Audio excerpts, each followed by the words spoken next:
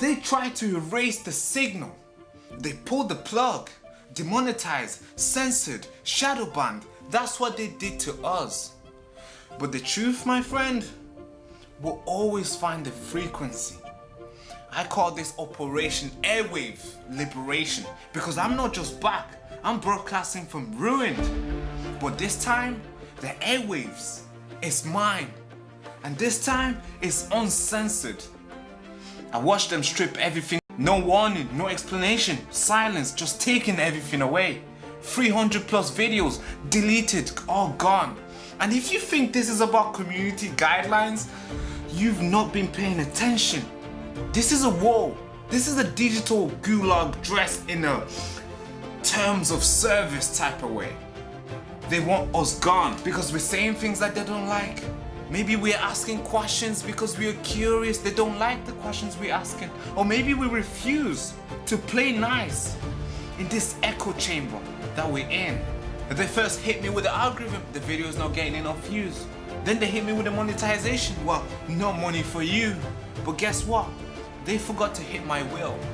They thought that'll be enough. It's gonna cave and it's gonna run away. But guess what I did? I rebuilt, I rewired, I learned the game behind the curtains and see how they operate. I'm not just back. We're launching Operation Airwave Liberation. No filters, no masters, just signals.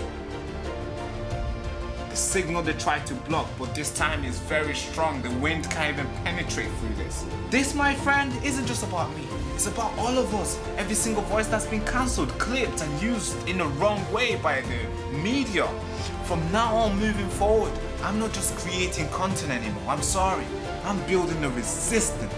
On camera, off grid, and above the algorithm. And if you are watching this, you are the resistance. This channel isn't just a platform. This is a broadcast tower for the truth. I'm glad I'm back.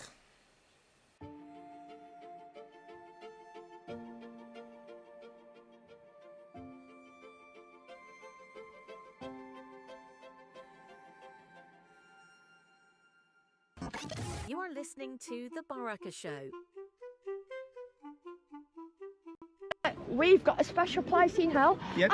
After what our lads. Again, you don't. Aidan, we spoke two world wars. Listen to me. Our lads Okay. died. I'm aware. They died. Blood, sweat and before tear. that video, and what about the Stern listen- gang and the Ergun gang who hung our British soldiers, bombed the King David Hotel? Okay. Why isn't that ever Before spoken that, about, before Tommy? that video, me and that gentleman had a 2-hour talk, and what it was about was the British portrayal by politicians back in the early 40s against where they made agreements and then they went on the side of the Islamists. That's what the British government done at the time. Well, I think So they when was he- playing all sides, wasn't But when they, he was really? talking, but we'd already had the conversation about that. Yeah. So when he was talking about a special place in hell, that's what he was talking about. Well, he's got no rights to say But that. a video's I'm sorry. Okay. I'm sorry.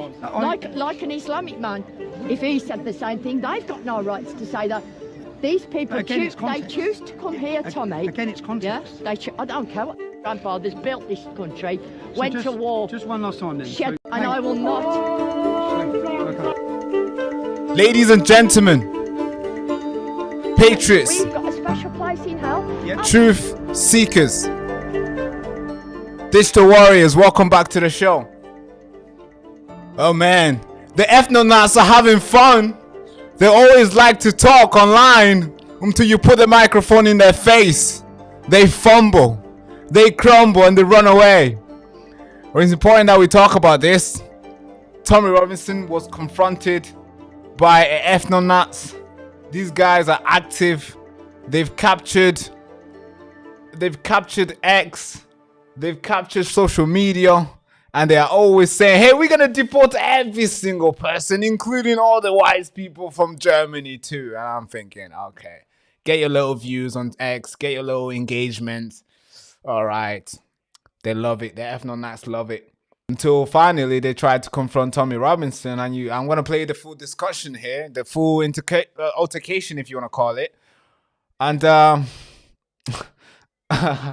the amount of time that you're gonna laugh, folks, watching this take place. You see these guys, you put the microphone on them, and you ask them, what's making you so mad? And they don't know what they're saying. They don't know what they're saying. But online, they're always louder. They are always loud, and then you would think they know what they're talking about since they're always loud online. But apparently not the same in real life. All right, but we're going to be covering a lot more stories than this along this one. We're going to be covering Starmer today. He came out begging, oh, please, I'm sorry, please. So we're going to cover that video. Starmer coming out begging the public to forgive him. The fact that he recruited and he made job. And one of the most important jobs, to be fair, Peter Mandelson to be the UK ambassador to US to represent us on the world stage. I think it's an important job given how US is the number one ally of the United Kingdom. Somehow you get a pedophile to go represent it. Although there's a lot of pedophile in the United States, given that the Epstein files come out and it looks like most of their billionaires were trying to get on the Epstein file, were trying to get on the island and did get on the island. But of course, the UK also has a huge history of having pedophile within the Monarch. We've had Jimmy Savile was one of the guys in the orbits of the Monarch, and of course they protected him, and of course he never went to jail, and of course Keir Starmer protected him, and now we got to learn that Prince Andrew was a part of it. Sarah Ferguson was a part of it. Maybe soon.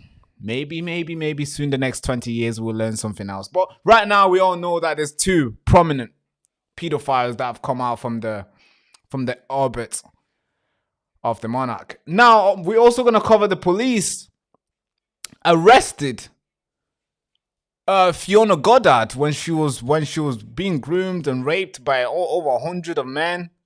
60 plus men were raping this young girl, but the police came and arrested her. She gave a testimony yesterday with Rupert Lowe, and I think it's important we talk about this.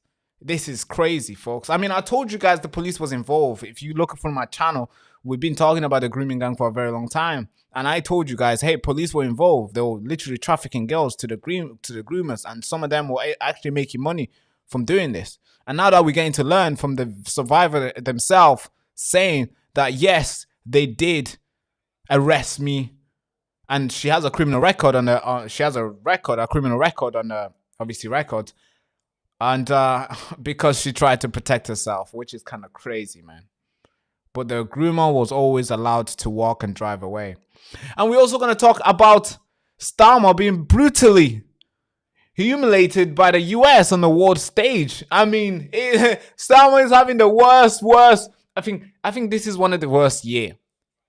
January was not kind to him. February, of course, hasn't started very well for him. I don't know, folks. I think this is going to be the end of Starmer. I think this year, Starmer might come down. And of course, we're going to end with King Charles, Your Highness King Charles. Yes, so high, right? He was echoed today when he was in Exis, when he was out there speaking and doing an appearance. It was echoed by the public. And he was asked about Jeffrey Epstein. Of course, he didn't say anything. He has been so quiet. Even Prince Edward, I think, he was asked about Jeffrey Epstein. And the way he dodged the question is kind of like, really? Like, this is what you have to say? You're the first monarch to speak on this, but you had to dodge the question? Yeah, it's crazy. We're going to have to talk about that. You would think the king and the queens and the princes today will come out and condemn this the first chance they have. But apparently, no, they only have the message to tell us that diversity is our strength.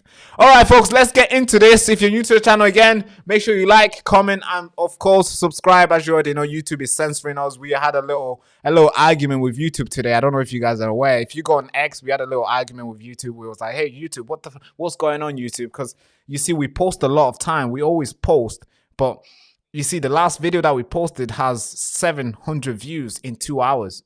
We used to get that within 10 minutes. What the fuck is happening? And then the one previous to that has 400 views within how long? Within 3 hours. So it's like, what's going on? And obviously, if you go further down, even worse, 137 views within 4 hours. We used to get that within a minute, a second. But now, apparently, within 4 hours, it's hard to even get 300 views. So we reached out to YouTube. We're like, hey, YouTube, what's going on here? And YouTube said some random stuff. We all know it's lies. We went back and forth. You can go check the chart on X. It's there. You can go see it. But yeah, let's get straight into this. Make sure you like, comment, subscribe to defeat the censorship machine. And I know they're heavily cracking down on us. All right, folks, let's get straight into this.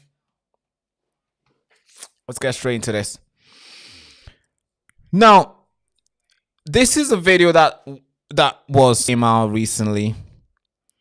Now, this lady, she's gonna try to confront Tommy Robinson. I think it's important we play this here. We're gonna play the whole thing. So brace yourself for a little laugh. I mean, you're gonna laugh a lot here. Because they go back and forth, the microphone on her face, and she couldn't put two words together, but she had a lot of things to say at the start, but when the microphone was working, she basically started not to work. But listen to this. We're going to become a minority in our own country. 100%, yeah. So how do we go about stopping that? Yeah. And I've probably done more to talk about that than... You don't know what we've done. Yeah, okay. You don't know. Okay. Do you? Okay, so yes, they should. So Yeah. again, so where does this fit into... You against mass immigration? I'm against mass immigration, totally, yeah. All immigration? All legal. I'm against illegal.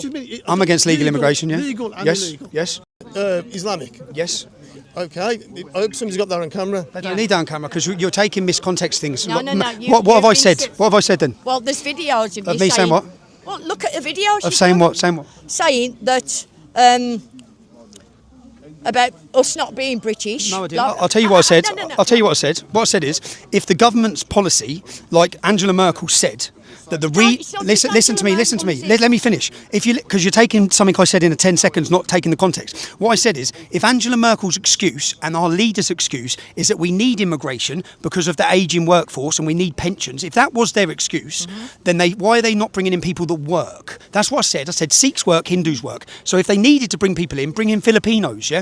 And I also said, just to put it on the record, that I don't want to deport everyone that's not white. Yeah, so I do believe, like my best friends who are born here, they're black, they're British, they're great lads and they're hard working, yeah? I don't want to deport them. I'm not going to apologise for that. And I'd fight against their deportation, yeah? So decent, hard-working migrants who come to this country, I'm with them. Yeah, that doesn't mean I want to become a minority. It doesn't mean that we should become a minority.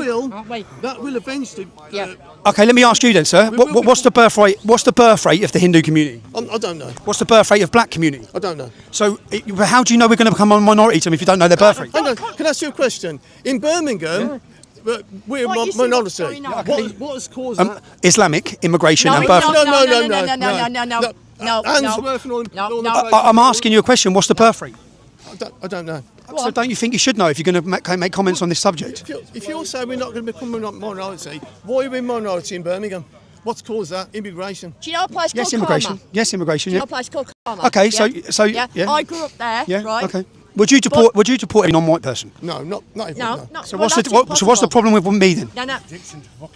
It's contradicting yourself because. So what's the problem We then? need to put an end to immigration. I've said that. We will. But we can put an end to immigration without saying normal, decent people have to leave. I'm not saying that. Okay, so would you deport non-white people? All of them? Some of them, yeah. No, all of them. Not all of them, but a good majority of them. And how would you define who goes? Well, I ain't a bloody Who would you want to go? Everyone? Would you want Islamists to go? I want every Islamist to go, yeah. Why is it all about Islamists, though? Because they're the danger to this nation. Yeah, we know this, darling. Yeah, so what's your point? I don't understand your argument. But Islamics aren't integrated. I don't understand your argument. This has been known from the 70s upwards. But I don't understand your argument. You come up to me, your argument outside the court case of a girl who's been butchered is about Zionism. What about like all the white people have come to harm by people who are not Islamic? We have our own problems. We don't want any more. What about them? What do you mean? What about them? I believe every criminal should be deported. Every foreign national criminal should be deported. Been murdered. It's a bit late for that, isn't it? You know what I mean? I'm aware of that, so that's why I've come here to raise awareness. You can stop it happening to another Never go. Do you like nationalists? Yes, I do. I am a nationalist. An ethno-nationalist.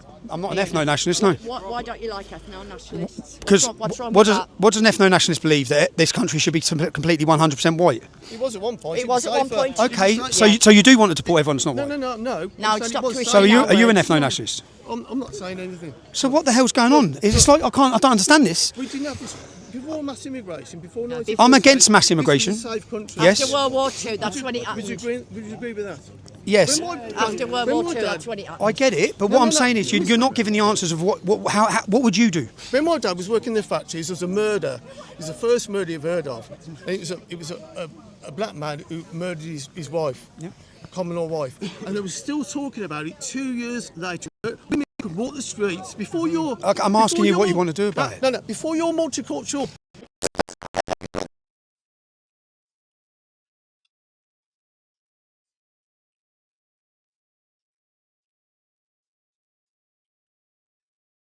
It's not, bro. See, this is the problem. This is the problem with these guys, folks. They're asking if multiculturalism is a heaven or hell. It's neither. It can be heaven. Have you been in heaven? Have you been in heaven, folks? No. Have you been in hell? Well, we after seeing the Jeffrey Epstein, we can tell a lot of evil stuff was going on, a lot of satanic stuff was happening. Maybe one might make an argument on that side, but we've not been in hell. And so you can't try to make that sort of argument. These guys were just thinking, they didn't have any sort of questions to ask. They were just thinking whatever comes in their head and they will say out loud. These are, yeah, but let's keep listening to this. I'm a support of my friends that come from other cultures who are now British, who love this country, who are born here, third generation. Yeah. So what about us? I'm asking you. Yeah. What about us? My forefathers and grandfathers who built this country with their blood, sweat, and toil. My grandfathers. My Are family. you English? Yes. You're not? Yes, I am. How ain't I? How ain't I? My blood's 50% English and 50% Irish. So am I not? Would you deport me? Would you deport me? Would you deport me? If you was against... So you deport anyone that's not 100%. I haven't said that. Okay. I haven't said that. Twisting words. You're twisting words. I've asked you for your answer about 100 times.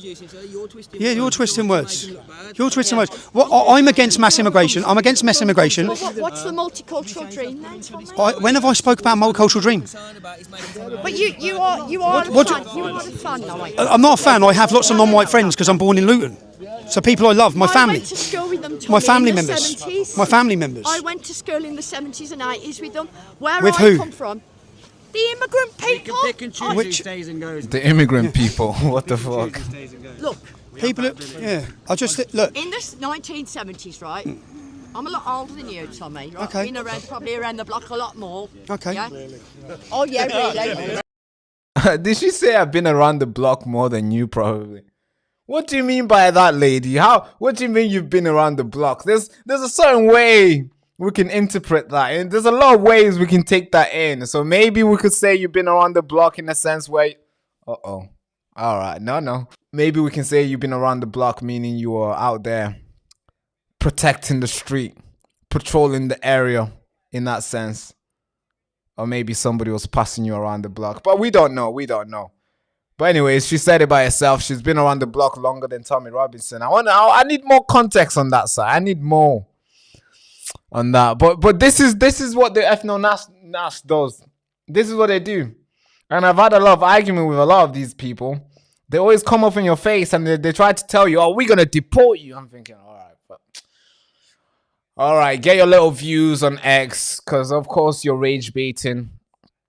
But sometimes I do understand the concern. I do understand the ethno-nationalists, the concern. They can make sometimes they can actually bring some arguments which you can take at home and be like, all right, that makes sense.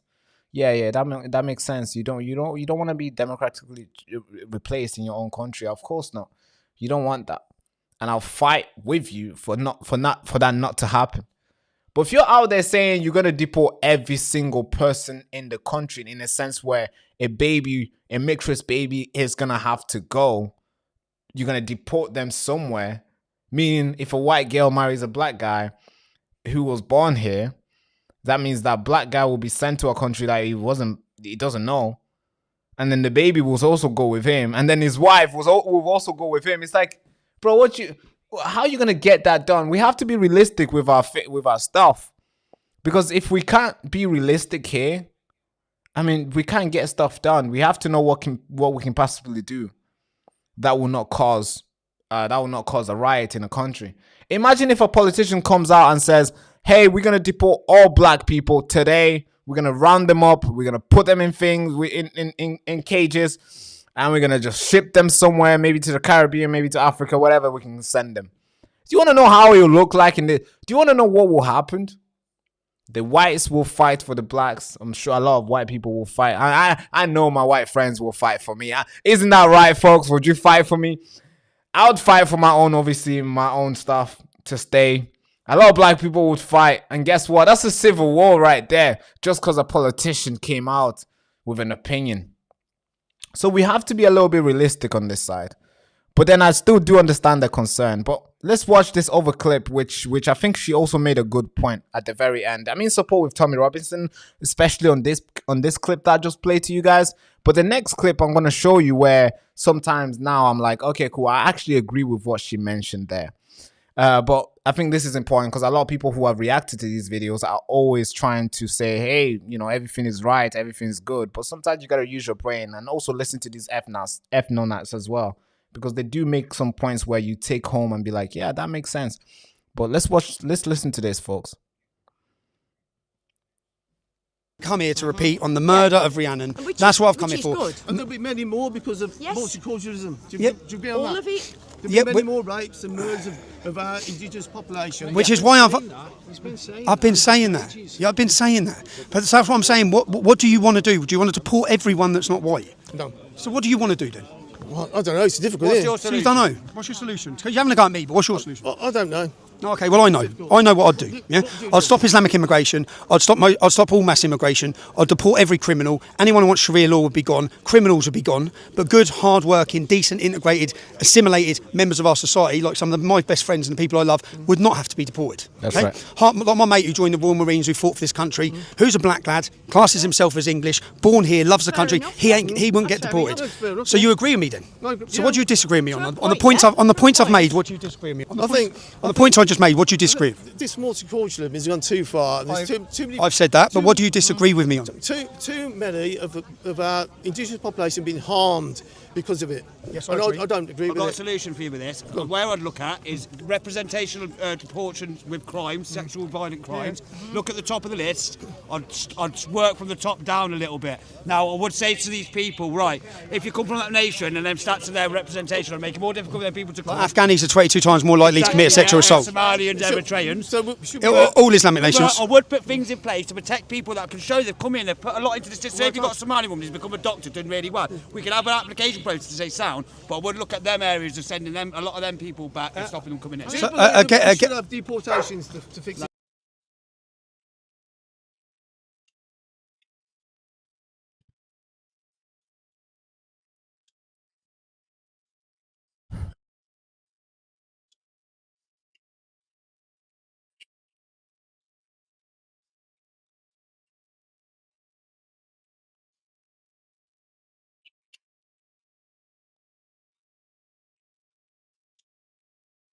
All right, let me tell you why. I think a lot of people are thinking the reason why we haven't brought people from Poland, the reason why we haven't brought people from Germany to come work is because these politicians, no sound. Can you guys hear me? No sound?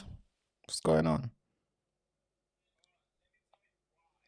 No sound? Hold on. You guys can hear me, right? Can you hear the sound? No sound? God. I'm not sure where that came from, but there's definitely sound. Audio's gone a little bit funny, somebody said. Are we good now?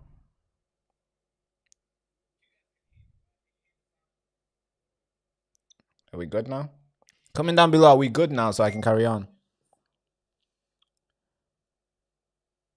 I hear you. All right, it's working. All right, great stuff. So this is the problem, right? This is the big problem that I see here with these guys. The reason why the government is bringing people from India, Bangladesh, Afghan, Nigeria, and all these other countries, when you see the minimum wage in those countries, it's like, it's like a £2. It's like £3 or even lower. right? Some people work and their wages is like £30 a month, a week or something, or maybe a day. Oh, no, that's too much. Some people in Congo get paid like £1 a day. So big businesses, big corporate businesses, like let's say huge businesses, the ones who are like, you know, the capitalists, the super guys, the greedy guys who do not want to pay the British people a minimum wage, they would rather get an Afghani here who would work for dirt cheap and who would just deliver some Deliveroo. And guess what? They'll make billions of pounds. Deliveroo, the delivery, food delivery business generates over £12 billion generates over £12 billion a year. And how much do they pay their people? I've done delivery before. I've done it for like a YouTube challenge where I signed up, I got on the bike and I started delivering stuff. This was a long time ago, by the way. And I remember vividly going to McDonald's, picking up an order and riding my bike a long way. I think it was from McDonald's in like Broughton in Salford to like Cheetah Mill. I'm driving so far, yeah. I'm riding so far only to make £3. Big businesses love this. They love that. And when you see the people who work in delivery, food delivery, majority of them are like black migrants or maybe Asian migrants. The majority of them. You don't see James delivering food on food delivery, right? And not to be any sort, I don't know, not to be condescending or anything, but it's true. It's true. Order your food right now and you'll see who's going to pull up. It's going to be an Afghani who will pull up. Probably doesn't have a passport. Probably, you know, illegal. But he's going to pull up. Big businesses love that. And that's why you don't see them getting people from Germany. Because Germany, they're going to come here and ask for real minimum wage. They're not going to deliver food for £3. But if you get somebody who gets paid £1 a day and next minute you tell them, hey, you're going to get paid £3, they'll be like, wow, that is sick. So yeah, I understand that's why we don't get people from Germany and all of it. It's capitalism. It's capitalism. And of course, that's how it goes. That's how it goes. It's for profit. It's for profit. And that's why you see the housing, the circle business, which we've exposed so many times. They've kept their hotels going and they're going to keep the hotel going because, of course, it's business. And they're going to get all these government contracts. They're going to get all these government contracts because guess what? It is freaking business. They don't really look at the country and be like, oh, the country is changing. Because the places where they live, nothing is changing because every single person around there is the place that they live is 99% white. They're not from Salford where I'm from. They're not from places, obviously I can't list where I am, but they're not from the places where I grew up in. They're not from Cheetah Mill. They're not from Rusholme in Manchester. So they're not from there. So they don't see the difference. So they're going to keep investing and making billions and billions and billions and billions. So that's why they look over there, not the other way. But let's carry on with these videos. Let's carry on with this video. Yes. Have you listened to what I say? They're being used as cheap labour. Tell you now. Yeah, but that's right. Again, can I ask you? What do you? I know corporations, but what do you disagree with me on then? What is it you disagree with me on? I just don't like the way you. You want the truth, yeah? I'm asking. Yeah. I don't like the way you sort of put Israel on a pedestal, just like the Marxists and the left put Palestine. What about? So how come you don't mention Iran? I've been talking a lot about Iran. Why only Iran? Well, I've talked a hell of a lot about Iran, far more than I spoke about Israel. Far more than I spoke about Israel. Yeah. So how come Iran's not an issue, but Israel's an issue? I can go to Poland. I went to France yesterday with French politicians. I went to Italy this week. Is that an issue? No. So why is Israel an issue? See, if I say something like... No, go on, say it. Go on, say it. No. What is it? You don't like Jews? You don't like... What is it? I haven't said it. No, I'm asking you. Well, there must be a reason. So I'm asking you, what's the problem But then? why do you, like, you've been seeing me that, what is it, IDF T-shirts on and things like that. Why do you feel that Israel has got to be put above us? When have I ever said that Israel is... There's no video of saying Israel needs to be put above us. I've never said that. Why you got IDF t-shirts on? I'll tell you why I had IDF t-shirt on. When I went to New York, I had a New York Police Department t-shirt on. When I went to Israel, in all the souvenir shops, you can buy IDF souvenir t-shirts. Yeah. I support the IDF. I don't care. Yeah. Well, I don't. Over Hamas fighting the IDF, yeah, I'm on IDF side. Are you on Hamas's side? I'm not on bloody Hamas's side. I'm not on nobody's side. Okay, so I'm on our But do you people's agree side. he's allowed his opinion like you allowed yours? Yeah, of And his course. opinion So again, can I ask you? So what's the issue? What's the issue? So I'm on the Iranian people's side against their Islamic regime that govern over them. Which yeah. So how come that's not a problem, but standing with the Jewish people who are raped and murdered by 1,400 people? But what about our people that I are talk being about. raped and I have murdered, been in 10 prisons. I've spent 15 years talking about our people being raped and murdered. I've done a hell of a lot more, sacrificed quite a lot. Yeah. So I talk about this. I've done 10 documentaries. None of them about Israel. Yeah. None of them about Israel. I've done 5 on the rape of Britain. I've spent time with all the survivors. So can I ask you? So what is it? What's the problem then? Because when there was a conflict in Israel, I spoke about it. But why? Why not? I'm a journalist. I talk. You know when India went to conflict with Pakistan, I spoke up on behalf of India because I sided with. Why has Israel got so? Why is its tentacles so embedded in this country? You tell me what's like how. I'm asking you. You're the Israeli man. politics, mate, it's the way it is. Yeah, I know. I know. I'm the Israeli man. Well, you're always over there, aren't you? You've just admitted it. I've been there. Souvenir shops. I've been there. IDF Okay, t-shirts, I've been there blah, blah, twice. blah. I've been there twice. I've And what been to about Poland that? 5 What about times. that? You did a video and some Jewish bloke, I don't know who he was, not particularly, saying that we've got a special place in hell. Yep. After You don't. But you don't understand the. Again. You don't. Aidan. We spoke for two world wars. Listen to me. Our lads died. I'm aware of that. They died. Before Blood, sweat, and before tears. that video, And what about the if you Stern listen, gang and the Ergen gang who hung our British soldiers, bombed the King David Hotel? Okay. Why isn't that ever before spoken that video, me and that gentleman had a 2-hour talk, and what it was about was the British portrayal by politicians back in the early 40s against where they made agreements and then they went on the side of the Islamists. That's what the British government done at the time. Well, I think So when he, playing all sides, wasn't when he, he was really? talking, but we'd already had the conversation about that. So when he was talking about a special place in hell, that's what he was talking about. Well, he's got no rights to say but that. a video's I'm cut. sorry. Okay. I'm sorry. No, like an Islamic man, if he said the same thing, they've got no rights to say that. These people. But again, choose- it's context. They choose to come here, Tommy. Again, it's context. Yeah? I don't care what the context is. But you're taking it my out of context. forefathers and grandfathers built this country. So went just to war, just one last time then. shed the blood, so Tommy, okay. and I will not. So okay. I will not have anybody. So okay. Sorry. No, I get it. I won't You're- have any darling. foreigner No. saying we've got a special place in hell.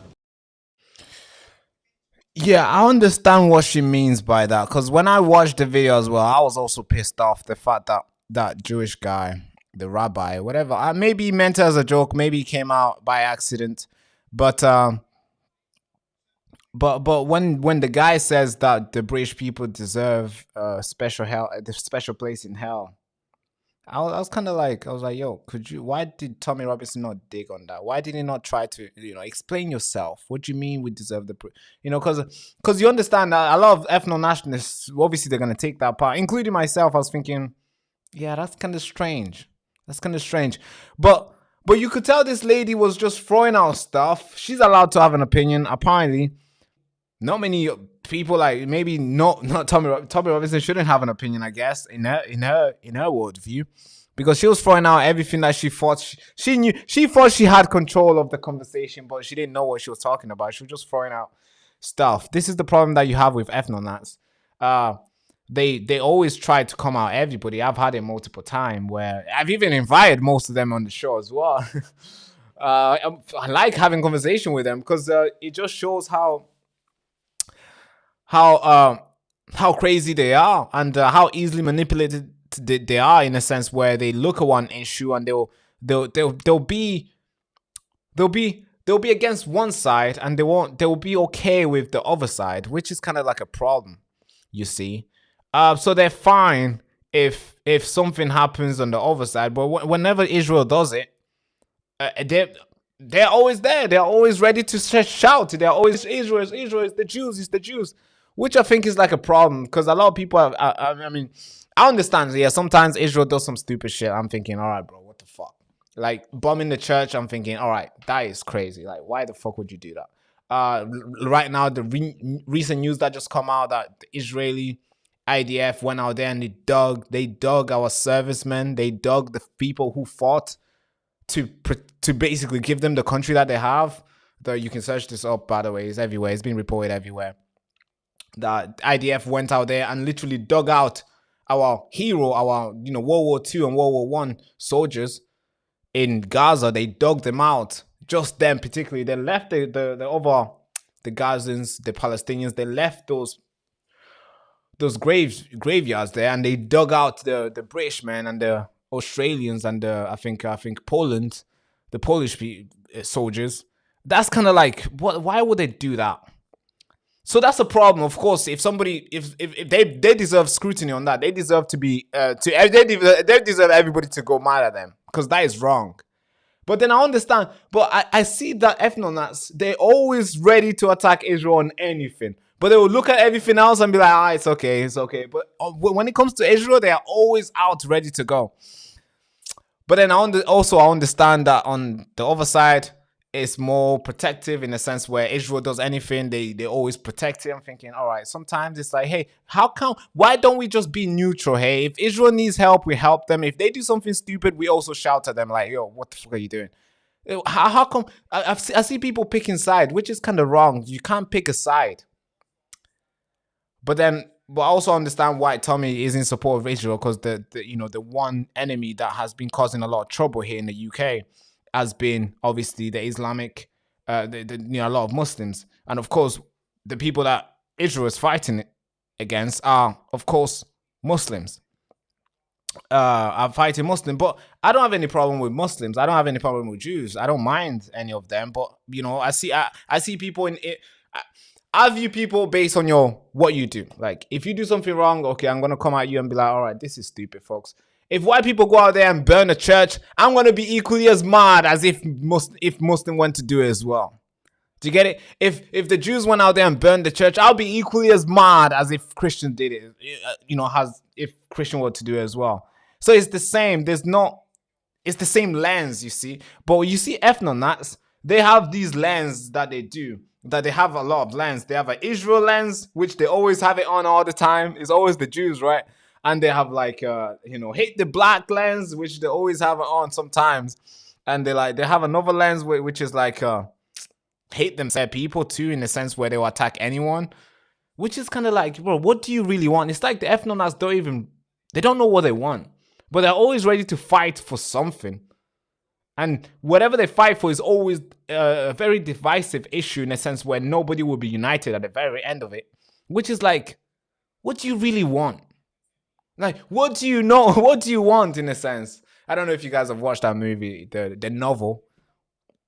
But yeah, this is what's going on, folks. But we're going to move on to the next story now. We got a lot of stories to cover. Starmer. We always have to talk about Starmer, right? Starmer, his days are coming to an end. I don't know if you guys know this, but Starmer, his days is coming to an end. This guy has always been manipulating people, trying to gaslight people. He's always ready to gaslight people. But we've grabbed him on the... Can I really say it? We've grabbed him on we've squeezed the thing, and this is the end of his time. I think this is the end of his reign here. It's coming to an end. It's literally coming to an end, folks. Starmer is out there apologizing now. Not apologizing to the way he treated the victims of the grooming gang. No. Apparently, those people are not worthy enough to deserve his apology. He's not apologizing for the pensioners. No, apparently those guys don't deserve his apology too. He's not apologizing to all the patriots and all the people he wrongfully arrested. And all the people who has been arrested on obviously bogus charges in terms of free speech, Facebook posts and stuff. He's not apologizing to those people. He's not apologizing to pensioners. Sorry, not pensioners, but farmers. He's not apologizing to those people. He's apologizing because he got caught. You see how nasty it is? You see how they always look the world in they have this narcissistic glass where they see everything about themselves. Everything is just to defend themselves, which is like nothing to do with the country. They just want to defend their power and just keep going. This is Starmer, folks. And the reason why he's apologizing is because he knows There's no other strategy. He's lost the bullets in his chamber. He has nothing to fire anymore. His time is coming to an end. He's going to retrieve very soon. He's going to drop his gun very soon. And he's going to resign. I can see it coming. Maybe in May, maybe June, maybe August this year. We might have a general election. Or maybe they're going to have to take him out. And we'll see. We'll see what the Labour Party will do. But Keir Starmer's time is coming to an end. Watch this interview. Watch this speech, folks. I want to begin by addressing some of the issues around the Mandelson case. I entered politics later in life. I did so after a career in the criminal justice system, including as Director of Public Prosecutions.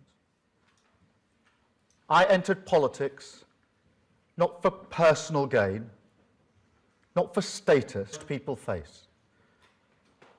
I entered politics because I wanted to change our country for the better, to make it fairer, safer, more secure. And I still believe that most people who serve in public life, whether as civil servants or elected politicians, do so for the same reason, because they believe in service, because they believe in duty. Oh, yeah? Because they believe public good. Oh, yeah? But that is not why some people do it. And that is not why Mandelson did it. And that sense of duty only matters if the standards of public life are upheld. And in recent days, serious allegations and serious evidence has emerged concerning Mandelson's conduct, including his relationship with Epstein, a convicted sex offender. It had been publicly known for some time that Mandelson knew Epstein, but none of us knew the depth and the darkness of that relationship. What has come to light has raised serious questions. Information that was not known at the time of his appointment. Oh, yeah. Oh, yeah. We caught him. Information that was not known by the time of his appointment. They warned you that you knew. They told our security service, our intelligence service told you that this guy likes to finger kids. But you said, nah, he's going to represent us. And you still allowed him anyway. But let's keep playing this. Let's keep playing this. Before he was appointed ambassador, oh, yeah, Mandelson was asked directly about the nature of his relationship with Epstein. He was asked whether he had stayed after his conviction. And when, later, further information came to light, he was asked whether he had gifts and hospitality, about whether he had been fully transparent about the relationship. The information now available makes clear that the answers he gave were lies. He portrayed Epstein as someone he barely knew. And when that became clear, and it was not true, I sacked him. You sacked him? Deceit. This guy thinks we're all stupid, folks. I'm telling you, this guy is taking the public for a muppet. I literally, he thinks we all like kids and we just forget everything that we see. And now after, we'll forget everything. We'll forget the moment where he was asked if he knew and he said he did. We forgot the moment where he asked in September last year that, hey, are you gonna back him? Do you still have full support of him, of Mandelson? He said, yes, I still have full support of Mandelson. And now he's trying to tell us that he sacked him when he got to know. Folks, am I the only one that still remembers this? Are you guys believing this guy, folks? Could you put no in the chat if you guys believe this guy? Do you guys believe him? Yes or no? Am I the only one that doesn't believe this guy and I still remember what happened? the last couple months and the last couple hours. Maybe it looks like the whole public has been duped into believing this guy. It just comes out there. It's like, now, you know what he's doing? He's deflating the blame from himself, and he's obviously trying to put it on Manderson. So then Manderson can... Obviously, Manderson needs to go to jail. We all know he needs to go to jail. We need to investigate him. We need him in jail, right? We all know that. If there's any wrongdoing, he needs to go to jail. Investigate, prosecute, to jail. That's Manderson. But you know what this guy is doing? He's trying to... Because Manderson is going down anyway, he knows Manderson's time is done. You know what he's trying to do? He's trying to take the blame that has obviously been put on his shoulder. He's trying to remove the leadership accountability and then put it on Manderson because he doesn't want to go down with him. Folks, he knows his time is done. So of course he's going to say, oh, Manderson lied to me and I lied to everybody. It's not my fault, it's his fault. Come on, you're the leader here. Take the responsibility and resign. It's incompatible with public service. Let me be clear, no one is above accountability. And no one, however well connected, however experienced, however senior, should hold public office in a basic test of honesty. I also want to address the publication of the information Mandelson provided during the appointment process. I understand the strength of public feeling. I share the anger that people feel when powerful individuals appear to escape scrutiny. And I want to be able to release those documents as quickly as possible. I wanted to release them yesterday, in fact, and to talk about them at Prime Minister's questions. But the police have advised that releasing certain information now could risk prejudicing a future investigation or legal process. Oh, yeah. And however frustrating from my personal point of view that is, and it is, I will not take any step, however politically tempting, however popular, that risks justice for victims. Because this is not and must never become a political game. Oh, yeah. The victims of Epstein have lived with trauma that most of us can barely comprehend. And they've had to relive it again and again. They have seen accountability delayed and too often denied.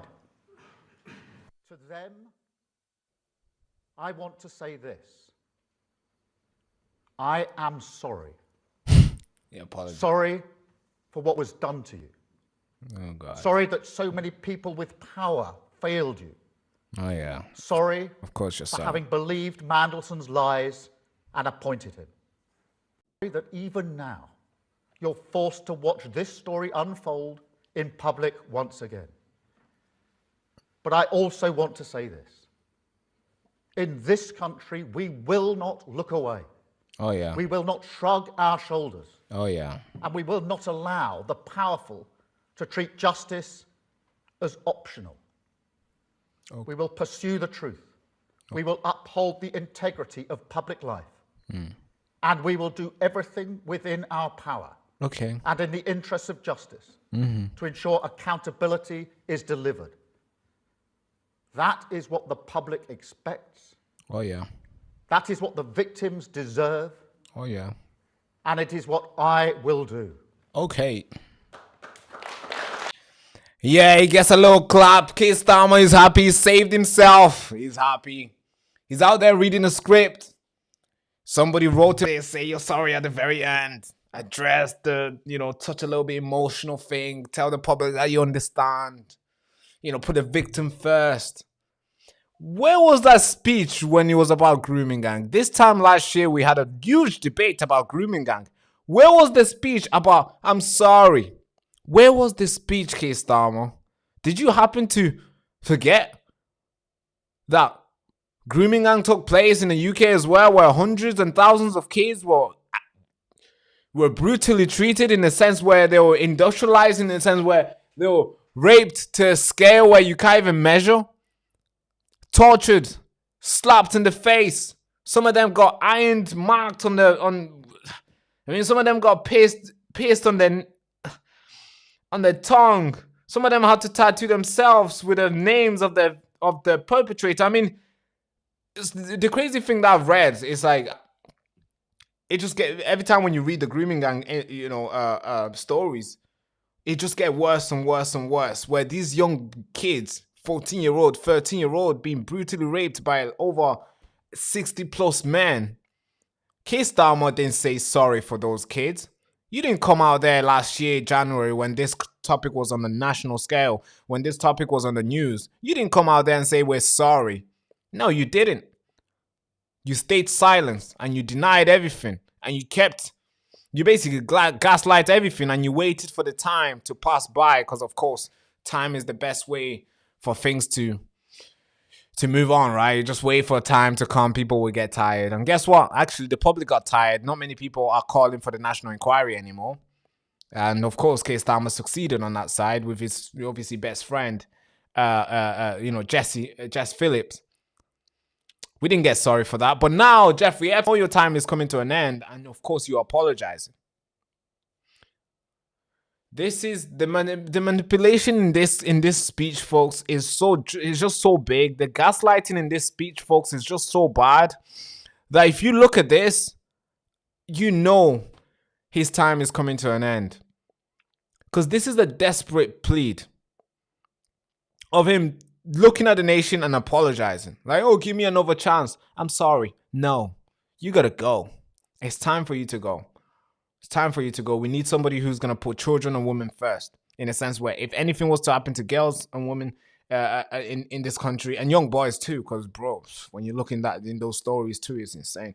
If anything was to happen to those individuals in the country, they need to be protected at all time. Not politicians trying to save themselves and save face and get away with it by saying some sorry little speech.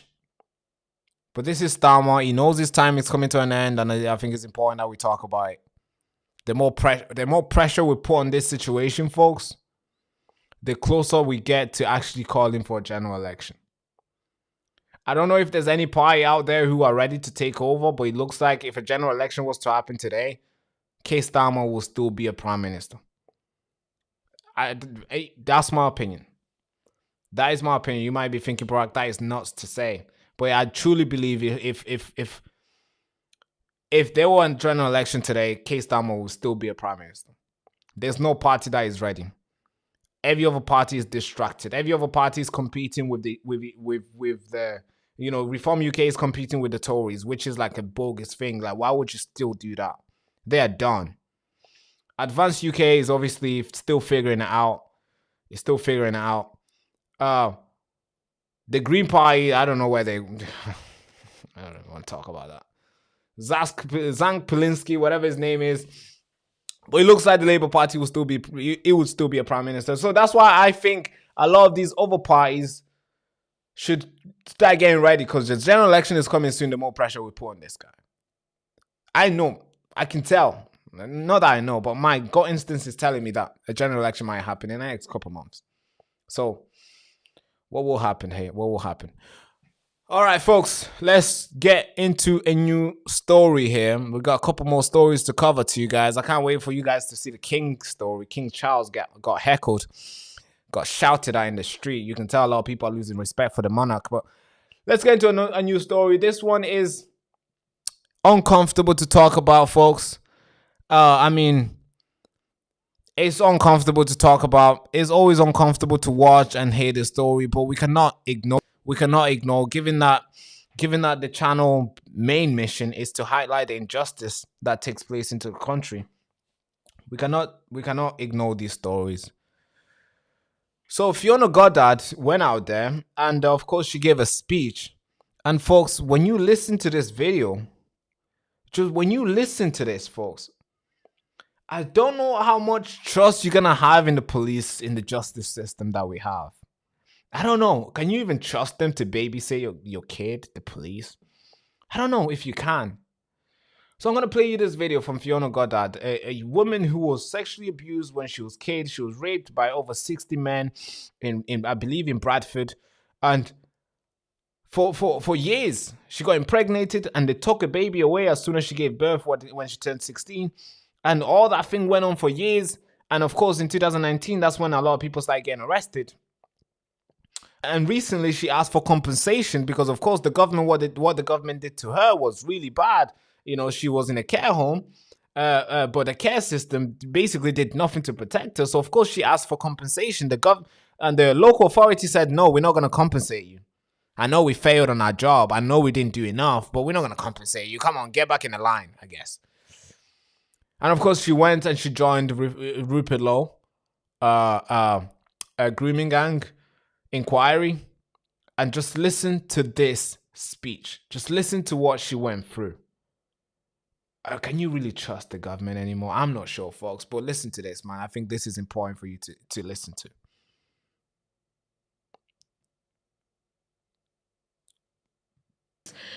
In the serious case review, it was acknowledged that my criminal record should be squashed because I only have convictions aged between 13 and 18, which is exactly the years that I was abused. One of them is for possession of a lethal weapon in a public place because one of the men were beating me in my house and there was a full night of horrible stuff going on, and he sent me in the kitchen to make him a pizza, and as I was cutting the pizza I just started threatening him with the knife and I karate chopped his arm with it. And he went and then he came back and he started kicking the door. So I left the doorstep and I chased him to the car with the knife, and at the same time a police van pulled up. So one of the neighbours must have rang, they must have heard the screaming and stuff. And the police instead let him drive away and they arrested me for possession of a lethal weapon in a public place because I left the doorstep. Do you guys understand what's happening here? Do you guys understand what happened? A young girl, she's abused by this older man. The police arrives. Instead of asking, hey, why is this an old man with this a tiny little girl anyway? They arrest the girl. They put a criminal record on her, obviously on her record. Now she probably don't have as much freedom as you and I do have in terms of doing the stuff, in terms of doing whatever we want in that sense. She was arrested, but they let the groomer drive away. Like, yeah, he's the victim. Yeah, we're gonna let him go. Probably the guy came and testified saying, hey, she was hurting me. And of course, the police let him drive away. And she got a criminal record on her system. And it's still there till today. This is crazy, folks. So when you look at when you look back in the days and you're thinking, hey, why did the police not do anything? Well, they did. They protected the groomers. In almost all cases, police knew. In almost every single cases, they knew. But guess what? They protected the groomers. And of course we can have some theories about it. We can go back and forth. We can maybe say they were paid, or we can say maybe they were involved. Maybe they were waiting for their turns, or maybe they somehow just felt like those noble, good predators were doing a good thing, I guess. I mean, we can have all our theories, but you gotta tread careful before you share your theories online, because maybe you could be arrested too. But this story doesn't end here, because Fiona Goddard went on. And listen to this other story, folks. This is the full on of how the grooming started. How these guys approached her. How they got her in a situation where she obviously found herself in a sense where each time she tried to leave, she was being forced, basically being dragged back in it. And the police knew about this for years. For months, this was reported, but nothing was done. Listen to this, folks. It's insane. So I have no faith. I can't even trust the police to babysit my kid. I won't even do it. Imagine you calling the police. Hey, police, could you stay here for a bit? I'm going to a corner shop. Nah, I'm taking my kid with me. I'm sorry. Yeah, watch this, folks. That was how it started. So what happened that night? Nothing. Nothing, not for weeks. He kept picking us up multiple times a week, taking us to these parks and parking up. He would buy us alcohol from the petrol station, cigs, bring us food. He would play cards with us and listen to music, talk with us. And he would talk about our past, our history at home before we went into care. As an adult, I recognised he was trying to build up a picture of our vulnerabilities before anything progressed any further. As a child, we just thought he wanted to be our friend. But that's really interesting. That's something we've noticed. So he was trying to pick up on your vulnerabilities. How was he doing that? So he was asking us, like, the other girl that was with me, her mum had died, so he was asking about how she felt about that and all the ins and outs of that with me. He was asking about what I'd experienced at home. It was like he was trying to realise what we were lacking, so then he could offer us it, which would then build that emotional bond between us and him. Is it fair to say he was testing the water almost to see what support network you had around you? Yes, and I also think the first incident was also a test in the water. So one night he took us to a dingy hotel, one that's used for like brothel work. Just stop you at this, but so he picked you up from the children's home.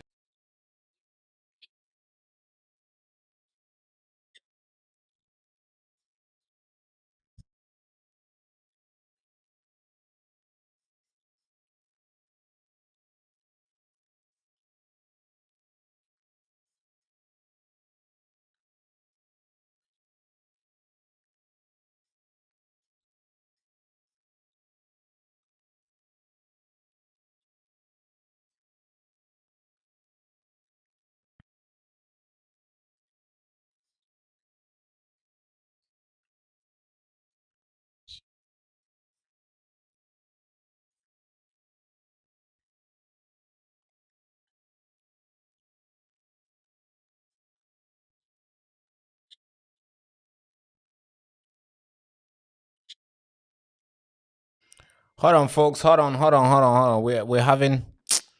Yo, what's going on today, folks? Sound is cutting again. 2 seconds. Let me fix that.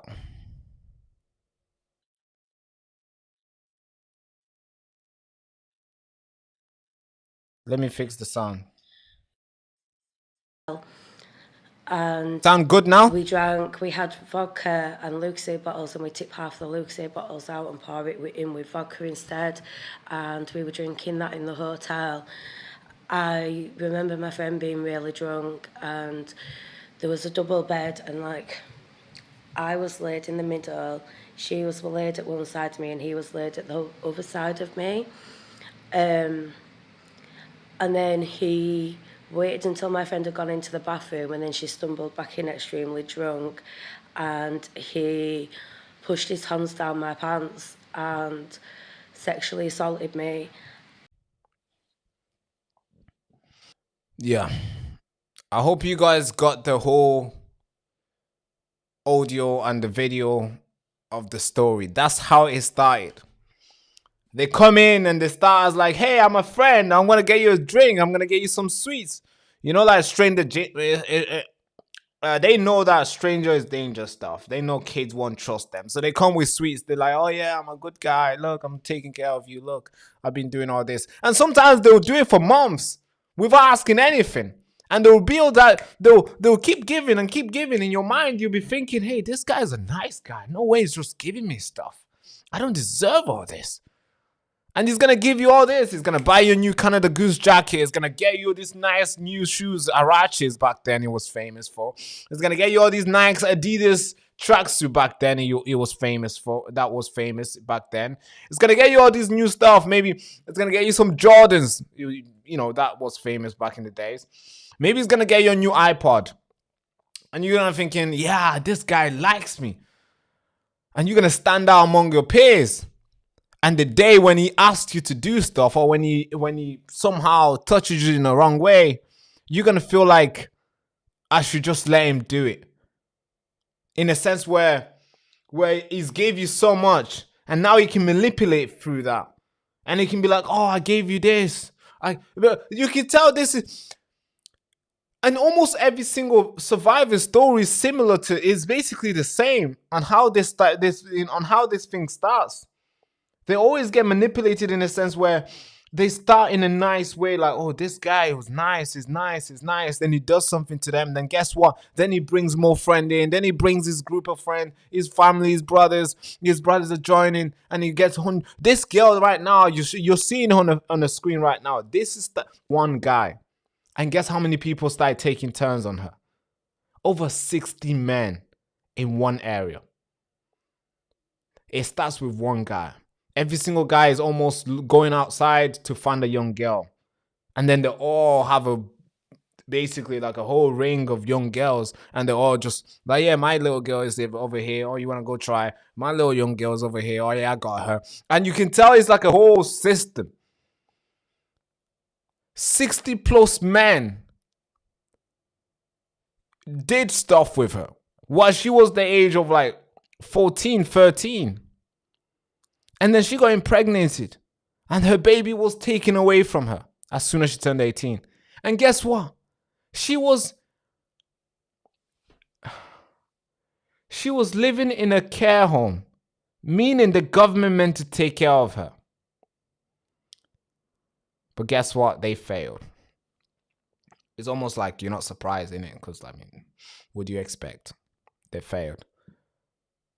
And almost all survivors have the similar, basically a similar story. And the crazy thing is that we can't have Keir Starmer to come here and apologize to her. We can't have these politicians to come out and apologize to her. We should have David Cameron to come out, Gordon Brown to come out and apologize to these young girls. We should go even further. We should have Tony Blair to come out and apologize to these young girls. We can't even get our Prime Minister to even talk about this topic.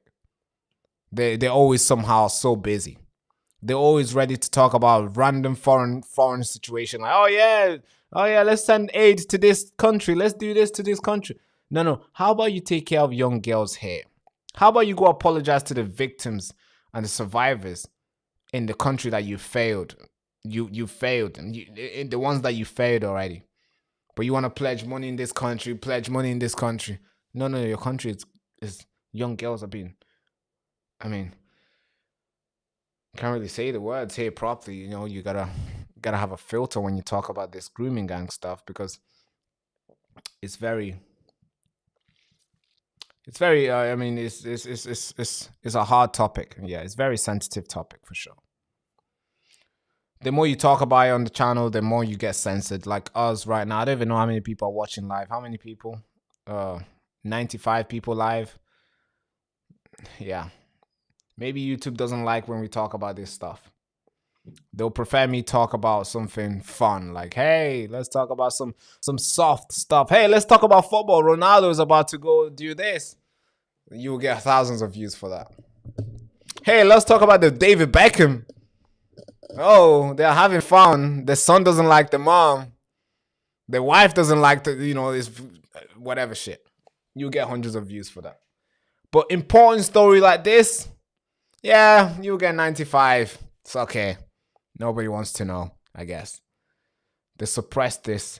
And now, a story that was very popular, something we thought something might happen about the grooming gang last year. You remember January 2025, where every single person was talking about the grooming gang?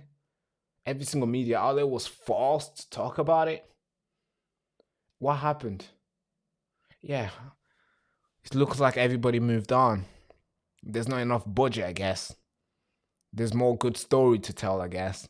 And now, the victims have to appeal to Rupert Law, a one-man band, to feel heard, because the government is too busy for them. It's too busy for them. All right, folks, that is insane. All right, let's get into another story here. We got a couple more stories to cover, a lot more stories to cover, folks.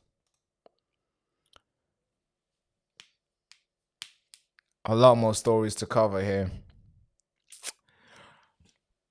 All right, next story is Starmer gets brutally Starmer gets brutally humiliated in the US. I mean, listen to this, folks. This is a senator, a Republican senator, talks about Starmer's deal, the Chagos Islands deal. Just listen to how he addressed this. It's so funny.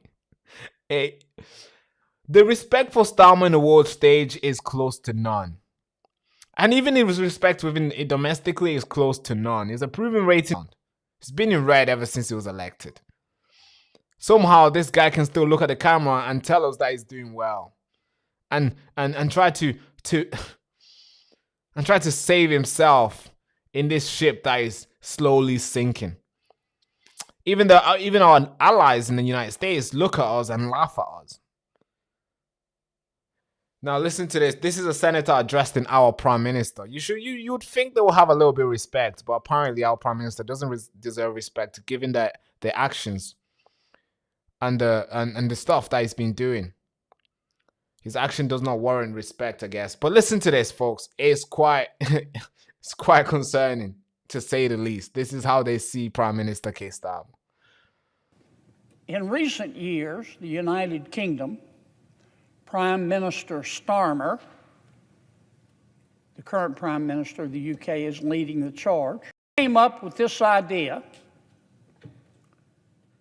Why? I don't understand. I guess the Prime Minister feels guilty somehow. He said, okay, we're going to give the Chagos Islands that we own back to Mauritius, even though Mauritius never owned them. We're going to give the Chagos Islands to Mauritius. But if the United States agrees, we're going to keep the military base here in the Chagos Islands on Diego Garcia. And get this is really special. Even though the UK owns the Chagos Islands, they said, we'll give it to Mauritius and we will pay Mauritius squillions of dollars to lease from Mauritius the military base.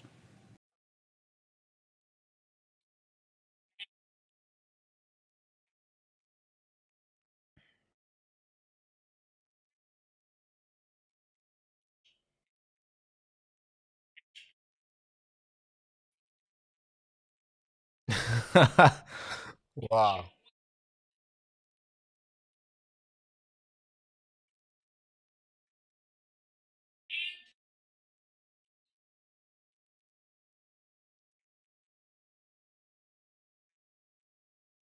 Yeah, only strong drugs. You gotta be drugs. Has to be drugs.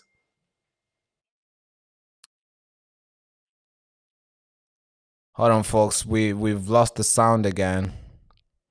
Give me a second here. We're gonna do something dangerous now. Midstream, can we restore the sound? Can we restore the sound? I think we can. There's a chance, right? Oh, this is piss taking now. Can we restore the sound? Yes, we can. Let's try. All right, we did. To a country that never owned Great stuff. And pay the country to lease what the United States and the United Kingdom have already invested billions of dollars. It's got to be drugs. It has to be drugs. Real strong drugs. Yeah, strong, big drug. But anyway, that's what they did. Now, as best I can tell, other than Prime Minister Starmer, I don't mean any disrespect, I just think he's wrong. The only person on this planet who thinks this is a good idea, besides Prime Minister Starmer, is Xi Jinping of China. Of course. He has been for years anticipating that this might happen, cozying up to Mauritius. And they have become best buddies. In fact, China has convinced Mauritius to sign on to two Chinese-instigated, actually Communist Party of China instigated, two treaties.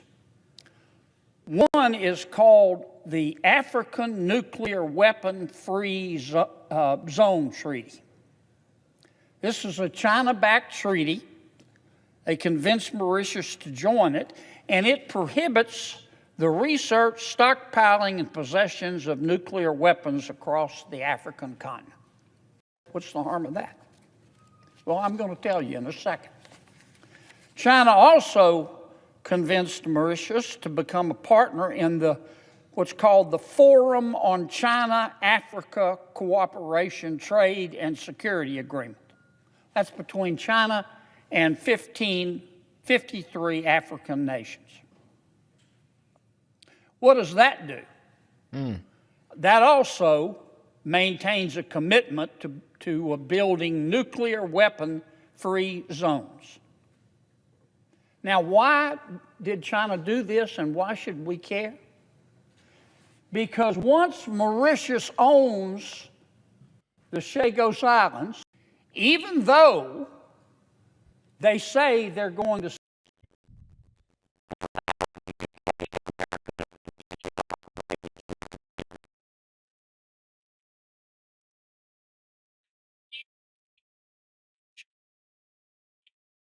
pressure on Mauritius to allow China to force inspections of military equipment on all of the Chagos Islands, including Diego Garcia.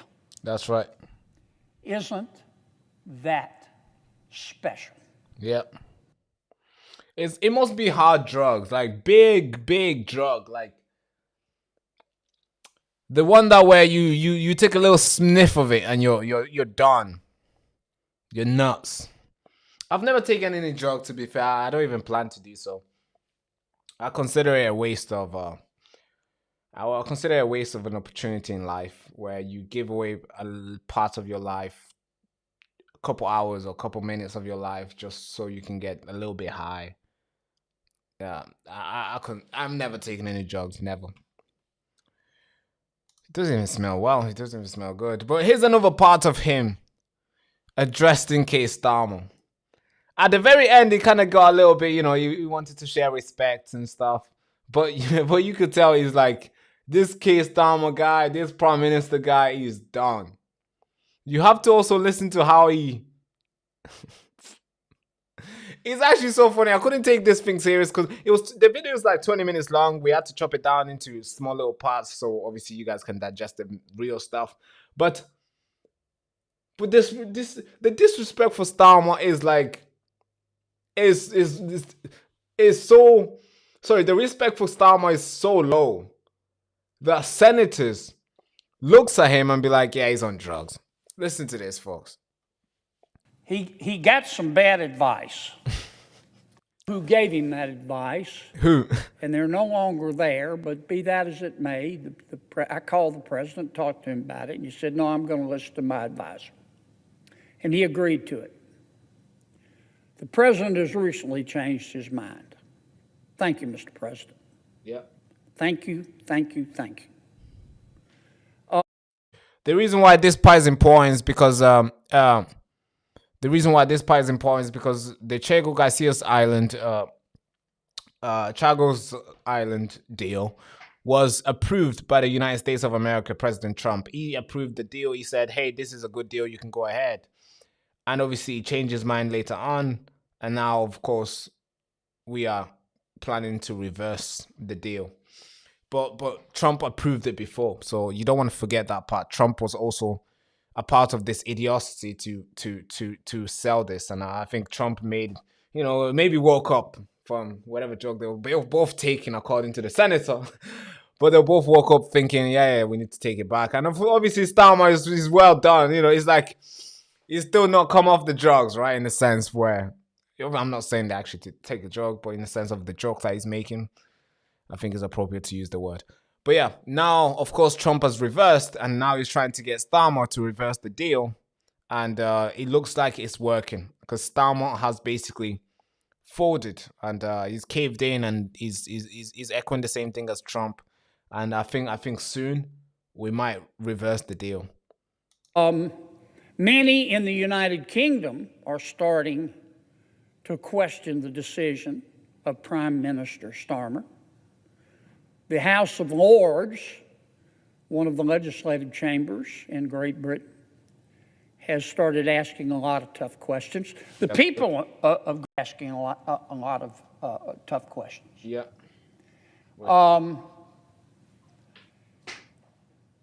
Prime Minister Starmer. Yeah. There will be an election soon. There may be a snap election in the UK at some point. But Prime Minister Starmer is polling right now. He's in a lot of trouble politically. He's polling right now, right up there. Yeah. I think he's just a little bit below toenail fungus among the people of the United Kingdom. He's in deep trouble. Deep trouble, folks. Toenail fungus. Every I like this guy. Prognosticator who studies UK politics says that the next prime minister and the next party in leadership will be the Reform Party. And if the Reform Party takes over in the UK, the Reform Party has already announced publicly that the first thing they will do is stop paying money on the lease that Prime Minister Starmer has signed with Mauritius. What happens if the Reform Party does that? Well, I'll tell you what happens. The lease becomes null and void. That's right. Anybody who knows a law book from a J. Crew catalog knows if you sign a contract, that's all a lease is, and you stop making payments, it's done. The contract becomes void. That's even worse.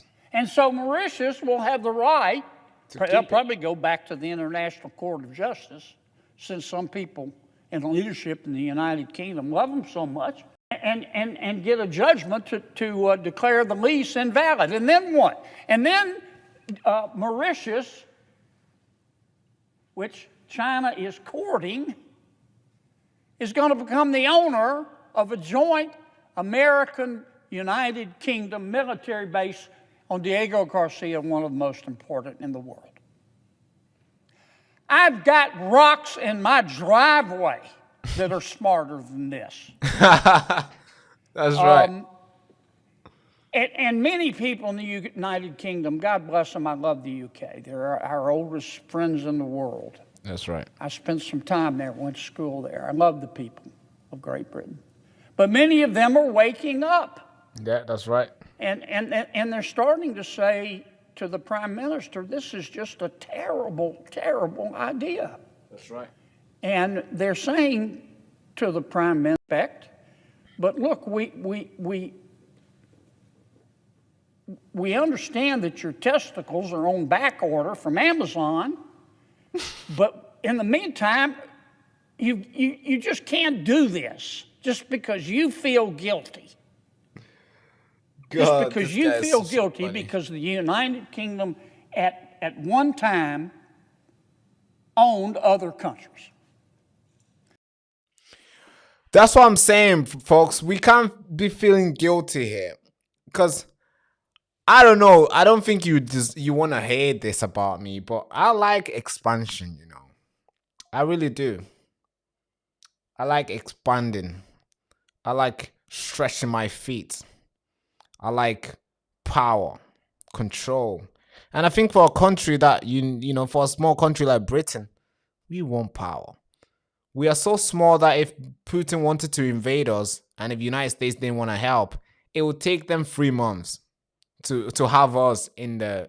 literally, they've done, you know, a big investigative journalist. I think it was the Telegraph who brought it out. Even the Telegraph or the Times that said it would take Putin 3 months to literally take the United Kingdom.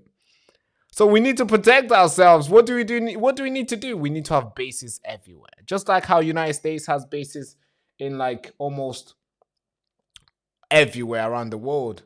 We also need to have the same thing. In a sense where we can't be shutting things down. We need to be opening stuff. We need to be going and doing deals with other countries. That's what we need to do. We can't be like, no, no deal. No. Deal, please. We own this part. It's ours. We should do what... You see what the United States is doing? They're expanding. Nobody can say no to them. Like, you say no, they're going to do the Maduro stuff. They will capture you. Done. They will take you before you even go to... Like you'll be... They will take your wife and you at the same time. Before you even go to sleep. No, while you're asleep. That's how powerful they are. And we're here trying to shut down our energy infrastructure. We are destroying everything. We are going out there to make deals with China. And we're basically trying to rely on other people to power our stuff, even though we started everything. The Industrial Revolution, we started it. We were out there introducing machines to these people, including the United States. Maybe, of course, now they're ahead of us after the World War I and World War II. And they kind of took over. And, we can get into conspiracy theories that was done by design. But obviously, we can all talk and share our opinions on it. But now the United States is basically having weapons. They have weapons all over the globe. Name one country that the United States doesn't have weapons in. It must be Iran or something. And maybe that might change very soon. But we are circling everywhere. Sorry, in a sense, United States is circling everyone. Some people might say, no, we don't like that. What are you going to do? Nothing. So shut up in that sense. But us, the United Kingdom is more like a... We'll be competing with Sudan in the next 20 years. I mean, to be fair, our NHS is being compared to Sudan anyway. So it's like there's more people dying in a corridor in the NHS here in the UK than in Sudanese corridor in their national service, in their hospitals. So of course Sudan is already beating us in one aspect of this argument. Maybe we'll be compared to Afghanistan in some of our topics. Given the amount of people who have been arrested for tweets. We don't know. So yeah, I totally understand that so many people are against Keir Starmer's deal to try to give the island. We need that island. It's important. No, even if we don't need it, we just want to have it. Because we're greedy like that. We like that. Something that you probably don't want to hear from me, but I like expanding. You can't just stay in your own corner, bro. It doesn't work like that. You gotta expand. Either you stay in your own corner and somebody will expand to your corner and take you. Or you expand to theirs first before they take you. That's the way it's gone. That's the way it's ever been. You think all the stuff that happened in history never happened before? If you go even deeper, you'll talk about the Ottoman Empire. If you go even deeper, you'll talk about the freaking the Mongol Empire. There's so many empires. The Russian Empire, how they captured every single country in that sense. We can even talk about China to the sense where they took Tibetans, and now they're trying to take Taiwan. So everybody's expanding. It's always that's how it's ever been. Expansion. Everyone is expansion. There's no such a thing as like keeping yourself to yourself. No, that does not exist. Anybody with that mindset is the one that gets captured. Somebody's gonna expand. You wanna keep yourself? All right, we're gonna take you as well. We'll keep you there, but you're gonna be with us in that sense. You can talk to Maduro about that. Might be something you don't want to hear, but it's freaking true. It's freaking true. But let's move into the next story. The king has been echoed, and people are laughing at him. People are telling him to go home. Here's the video about him. Oh, God. This is our king, guys. Your Highness, in that sense, has been laughed at. People are echoing when he walked down the street. People are asking about Jeffrey Epstein. People are saying, hey, what do you mean, Jeffrey Epstein? Are you going to investigate? Are you going to tell your family to go and testify? And of course, obviously, the king was quiet. But you can tell the public is like awake about this Jeffrey Epstein story, and they do not want to go away, just like a lot of stories that have happened before. And, it went away. Like Jeffrey, like King Andrew and stuff. Sorry, Prince Andrew. When that lady... came out and they had to settle for £12 million, where the Queen Elizabeth had to beg the public taxpayers' money to bail his grandkids out, because of course, obviously there was allegation against him for rape, and they settled. They paid the girl $3 million, and that was taxpayers' money. And they made the story go away, and the public just forgot, and we moved on.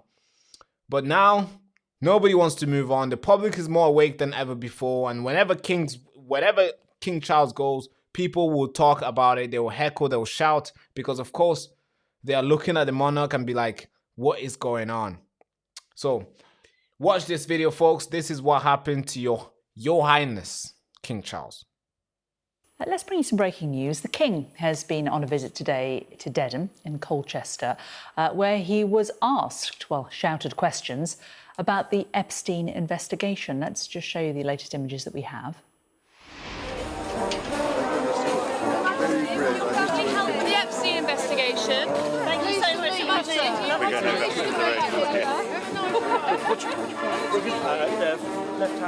We should say that we believe that that was a journalist shouting a question, not a member of the public, but clearly.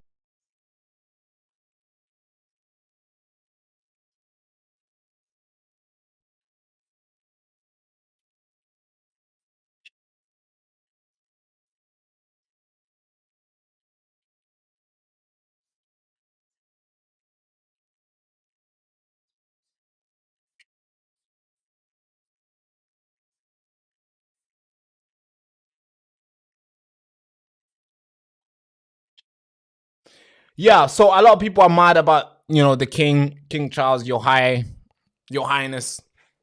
A man in the crowd wearing a grey hat shouted at King Charles. No sound. Did you guys not hear that as well? Oh God, what the f is going on, folks? Wow, no sound. Okay, let's go back then. All right, I'm gonna play this again one more time. Okay, let's play. Let's bring you some breaking news. The King has been on a visit today to Dedham in Colchester, where he was asked, well, shouted questions about the Epstein investigation. Let's just show you the latest images that we have. The Epstein investigation. Thank you so much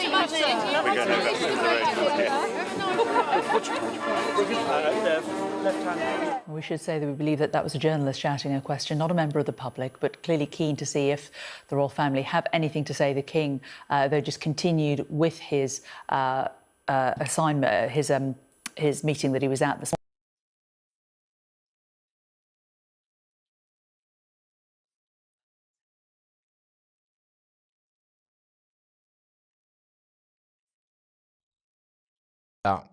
If you say you didn't hear it, I'm sorry, folks.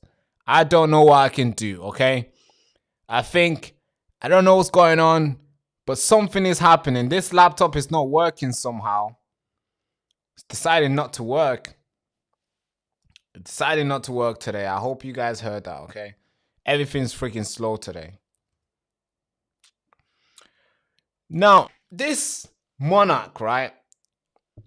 Of course, they've lost a lot of respect ever since the Queen. They've lost a lot of respect. Nobody respects them anymore. Not many people respect them anymore. Not many people. The people who call themselves super monarch, they don't respect the monarchy anymore. Especially the new faces now. Of course, back in the days, these guys were kids, so we didn't really hear them talking. We didn't even really look at them in a sense. They were just child appearing at the place and people, blah, blah. But now, since all these guys are adults now, and obviously now they can their opinions in a sense, you always listen to them thinking, hey, what do you mean by that? And you see King Charles going out there saying Islam is they're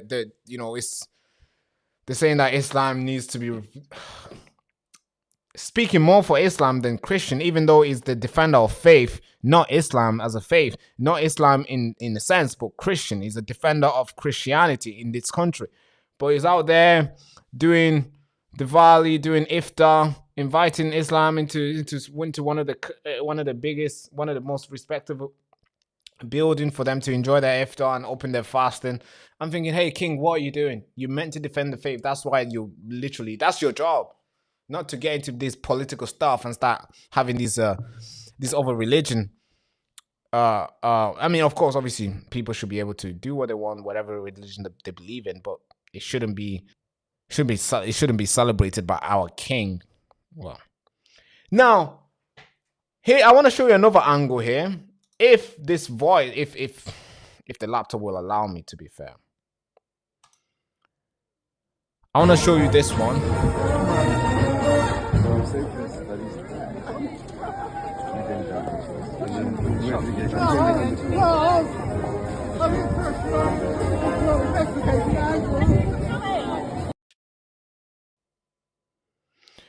Yeah, that's another angle. I want to show you another angle as well. There's multiple angles, so here's another one. Here's another one. Okay, let's get this thing refreshing now. Come on now.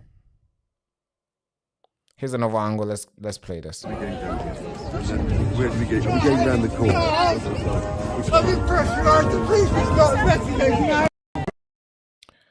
Yeah, so a lot of people do not like the king anymore. You can tell what their son did, what the family has been doing. A lot of people are not pro Monarch anymore. That especially seeing what they take and what they bring in. It's like, okay, all right. Maybe it's a good idea to have it as like a thing. All right, we have a king, but we want them to like not be involved in this stuff. We don't want them to have kids who are involved in like stuff like this, which I'm about to show you. Now, Edward was asked. He's the first monarch. By the way, the king hasn't issued any he's not made any sort of comment about Jeffrey Epstein. He's pretending like this thing doesn't exist. I've not heard anything from him. I've not seen any reports about him saying stuff. The royal monarch hasn't issued any sort of apology or any sort of statement. So it's like nothing happened to them. It's like nothing happened. They're just moving on, I guess. But Prince Edward was asked about his brother Andrew. Yeah, and he was asked, "Hey, what do you have to say?" And it's important to listen to this young man. Oh, is he young? Not that young. It's important to listen to him because this is what he says. The guy says it's important to remember the victim. And then he questions himself. Who are the victim? Who really is the victim? For me, I'm thinking, okay, Edward. Who is the victim in your opinion then? Are you going to say Sarah Ferguson is the victim? Are you going to say your brother is a victim in this? But I want to play you the video. I don't want to commentate too much on this, but I want to play you this video first. Then you and I can decide what this guy really meant by asking the question, who is the victim? All right, watch this.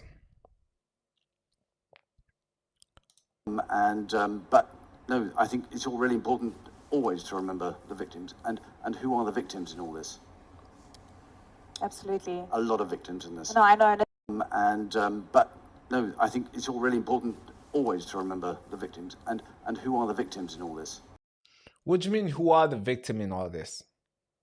The child are the victim. The girls that was trafficked around the world, those are the victims. The young boys, the kids that were killed, the kids that are missing today, those are the victims. The women who were wrongfully trafficked to play their promised a model career, a modeling career, and somehow they end up in a place where they never got to come out, or maybe they came out with so much so much trauma. Those are the victim, Edward. You are the first monarch to comment about this thing. And the first thing you're asking is, who is the victim? Have you not read the file? Have you not seen the pictures, the image? Are you gonna tell me that when you look at this picture here? Sorry folks, let me try it. Oh god.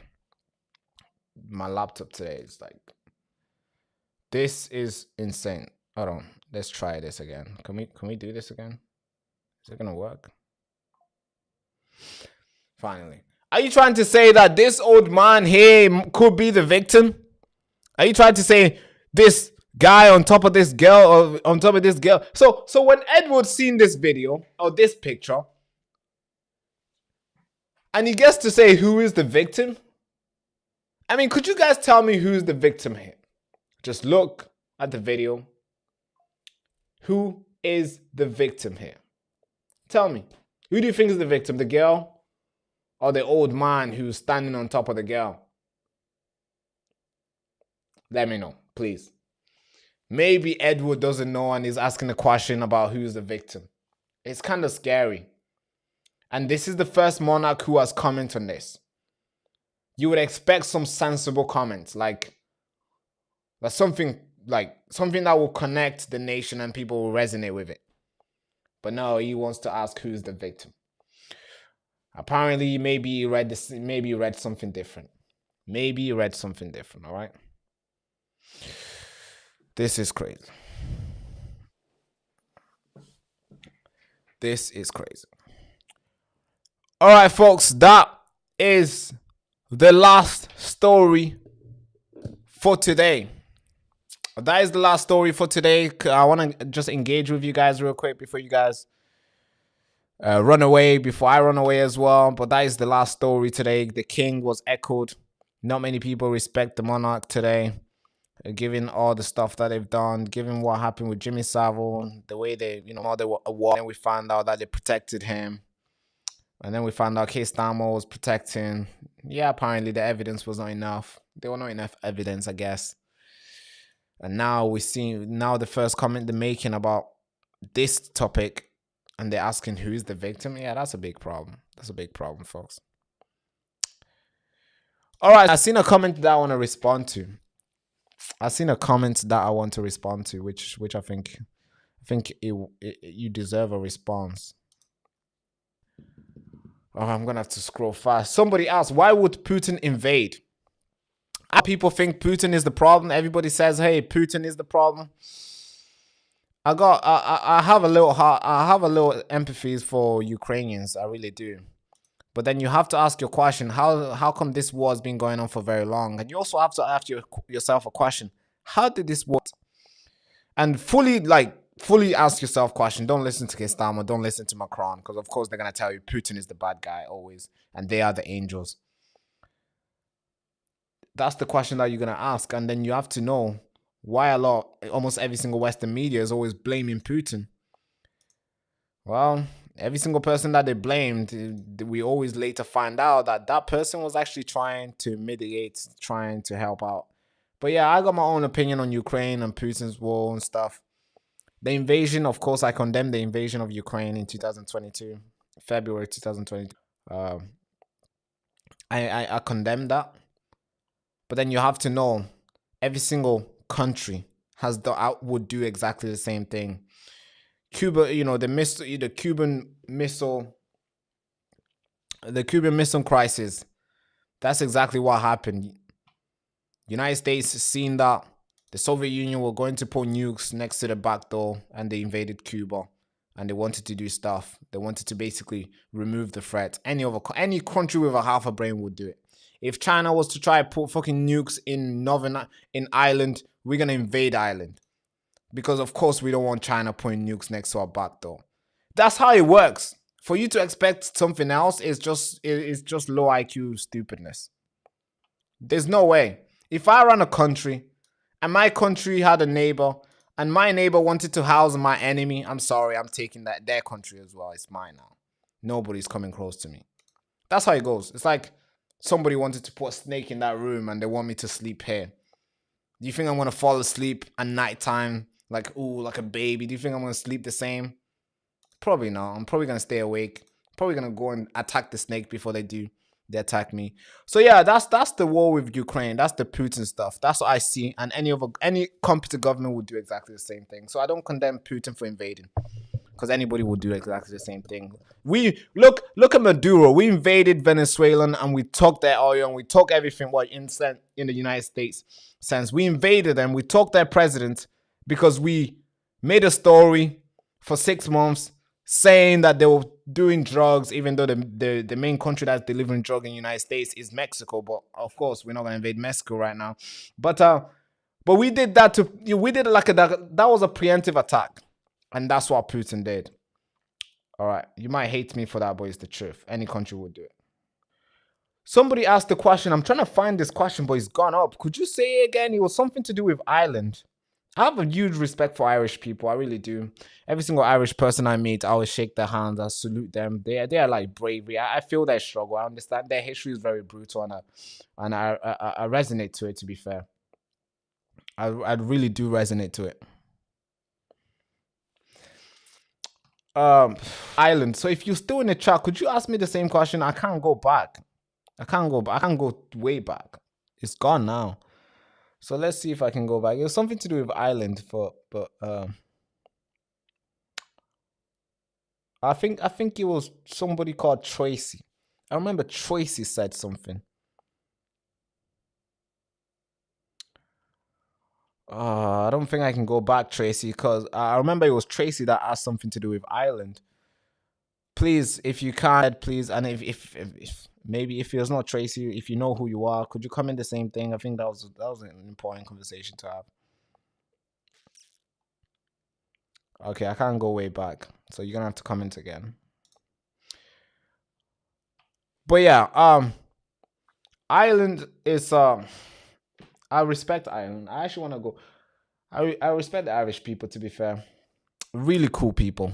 Really cool people. Cool guys. They have an accent as well, even better. Funny accent, to be fair. I always like the Irish accent. I love the Irish, Scottish, Welsh, and English. Yes, true. Yes, all of them together. Yes, that's right. That's right. They all have a very good history, but particularly Ireland has a very recent history in the sense where I think all of them, to be fair, but when you read all the stuff that happened to the Irish people, it's like these guys are really like they went through it, folks. They went through it. And they fought. Nobody came to help them out. Maybe we can have, there was some deals made, but nobody came to help them out. They fought. They have the hero, like, blood in them. And you gotta respect that shit. Alright, so the mass eviction of Irish. Yes, you'll start. Okay, mass eviction of Irish. So, you see, I get it. I get where you're coming from, folks. I really do. I think it was mass eviction from Ireland. So let's get what time that was. Remind me of what year it was, so I can. A lot of stuff happened to Ireland for a very long time. Since the Good Friday Agreement, shit was happening to Ireland. Since the Good Friday Agreement with Tony Blair and stuff, shit was happening to Ireland. So remind me what year that was, the eviction year. Just say the year, I'll probably understand what you're talking about. Eviction it was normal in Ireland. Dun, dun, dun, dun, dun, dun, dun. Oh, it was a statement of facts, not a question. Oh yeah, okay. Oh yeah. I truly understand. Crazy stuff happened to Ireland, so I understand. Yes, for sure.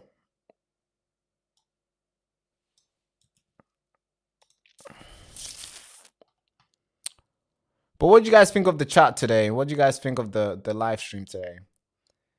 We try where we don't, we don't want to be, because I see a lot of people who are very one-pointing where they say the same thing all the time, meaning they report on one angle all the time. So we always come out with, we look at the angle that we want to go with. We look at the facts so we can present to you neutral. Of course, we're always going to have some bias when it comes to Britain because we put Britain first above anywhere else. Anything, Britain comes first. It's Britain first. I don't know. It's not Iran. It's not Israel. It's not Afghanistan. It's not United States. It's Britain first. We give you the story from the British point of view. So anything that benefits Britain's national interest, we give you that view. So that's where we come from in our reporting. I hope you guys are liking that. I don't like taking the angle of angle.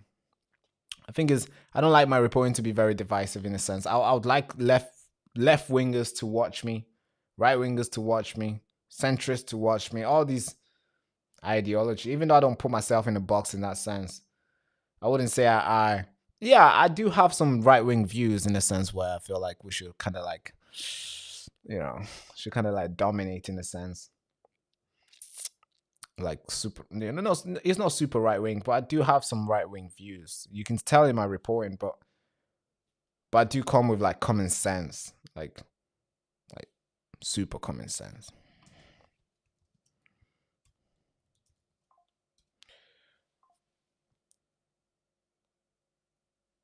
Can you guys hear me? Today's broadcast we've had a lot of problems today. I don't know what's going on, but today's problematic. Yeah, do you guys see that as well?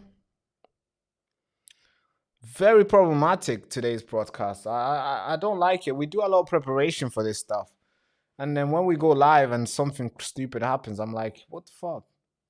Because we do a lot of research, preparation, a lot of reading, so we can give you the story from different angle, and we can quote stuff that we've read, so we are well equipped, so we can take in questions and give you example from what we've got to know about the story.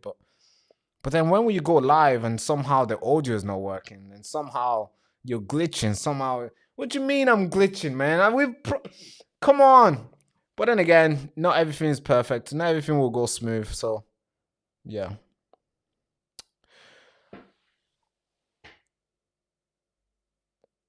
Barack, it's the same for me here too. Yes. I think you guys like.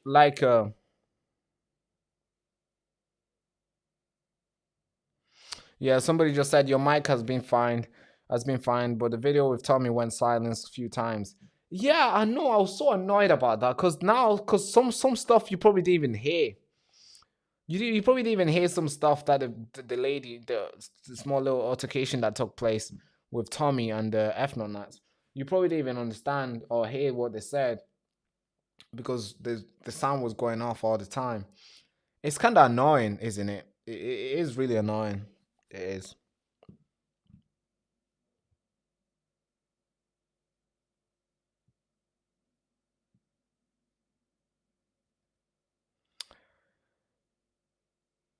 You broke the matrix. Did I really break the matrix? I don't think so. We're doing it. I think we're breaking the matrix real quick. I think we are. We're breaking the matrix. We are. YouTube had to run for cover. YouTube basically had to censor, which they did. They've censored us, which is like, I'm not surprised because they did this last year, but I think last year was worse. It was literally like around this time last year as well. So it's like, it's like they're doing a year. It's an annual stuff. Yearly censorship they do. I guess they give me, early winter. They gave me, we did well on August, November, December, and and that's it. And every other month, last year we were demonetized, we were censored, we didn't even do anything. But we kept on posting 7 videos a day still. Nothing changes. Even if one person watches, nothing changes on our stuff. That's what you call consistency. A lot of people talk about consistency. Consistency is when you turn up when you know nobody is gonna watch. Consistency is when you turn up when you know YouTube is gonna suppress your viewership. That is what I call consistency. Consistency is when you turn up when you know it's like, what's the point?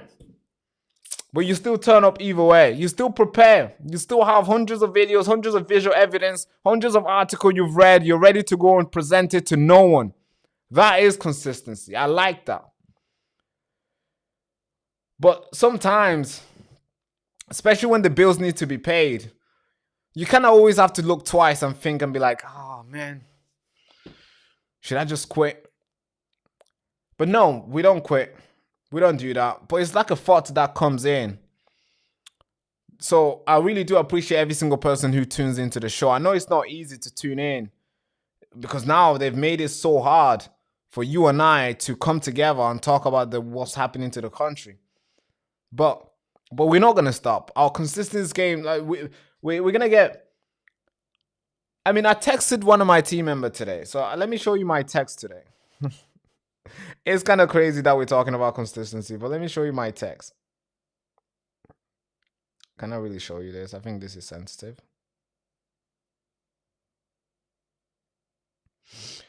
So this is the conversation that I have. This is the conversation that I have. Can you see this? Can you see this? Can you zoom that shit up? Can you see that?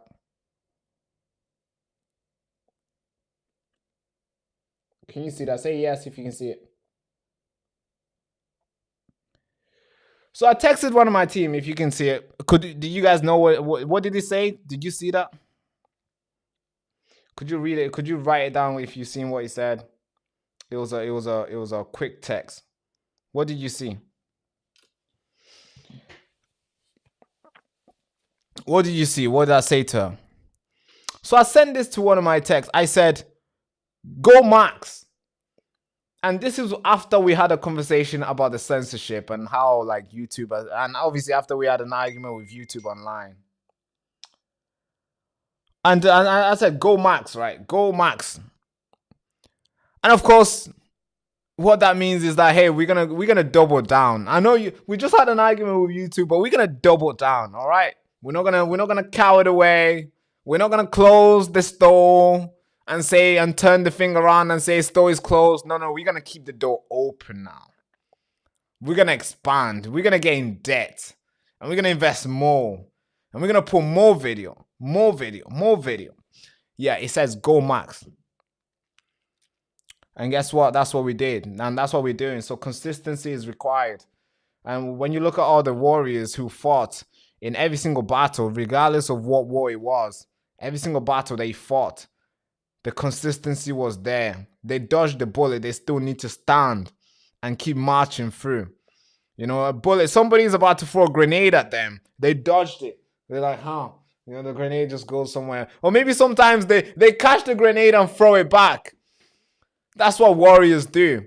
They don't look at the gun and be like, oh shit, he's gonna shoot. Oh no, I'm gonna get back home. No. Once you're there in the front line, there's no going back. There's no saying, hey, go back now. Hey, I'm scared. My mommy want me back home. My mommy is worried about me. No. You're at the war, you're at the battlefield. You gotta keep marching. And this is what we're doing. We gotta keep marching. And we're gonna keep marching as long as possible. And we're gonna come out victorious as always. As always, folks. But it's been a pleasure to have you guys on. I'm doing a huge I wouldn't say documentary. I'm doing a huge story about palantir technology and how Keir Starmer sold the whole country to the United States, basically, in that sense.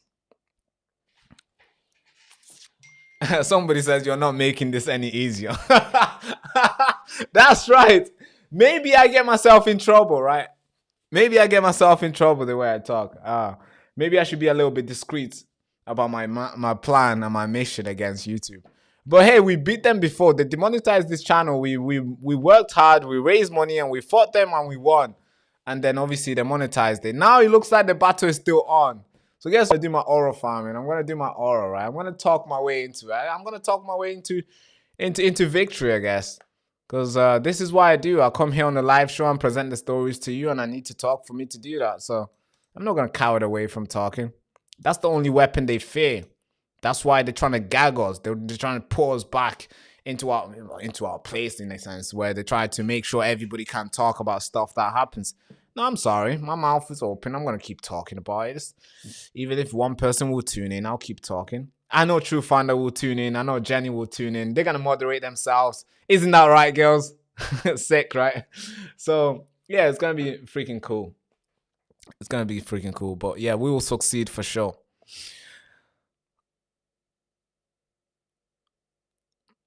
Somebody says, Barak, if it's possible, could you do a story on the teacher from Batley grammar school who was forced into hiding because Muslims did not like the teaching? Oh yeah, that teacher, right? He's been hiding for very long now. How long has that thing been going on? I think it happened in like 2017. Search it up real quick. 2 seconds. Is this a thing that I can search up? Am I talking about the same thing that you're talking about here? So, Batley Grammar School. I think it's this. Yeah, he made a cut. Yeah, this is the same story. Yes, that's correct. Is a guy, a teacher who made a cartoon. It happened in 2021. In March 2021, religious study teacher at Batley Grammar School was forced into hiding and suspended following intense protest after showing a cartoon of Prophet Muhammad. Caricature of the Prophet Muhammad during a... Yeah, that is insane. Since now he's still hiding. This is crazy, folks. Wow, 5 years is still hiding. Yeah, that's crazy. I don't know. Something needs to be done here, bro. Jenny says, I think he's still hiding. Yeah, I think he's still hiding. This is crazy. Year 9. I'm assuming... Bro, we can have... So this is the problem, yeah. We can talk about every single thing when it comes to Christianity. We can draw Jesus. Some people say Jesus was black. Some people say he's a Palestinian, which I agree on that sense because obviously he was born in Palestine. Some people say he's white, which I kind of think, okay, how was he white if he was born in the Middle East? Okay, but we can draw that.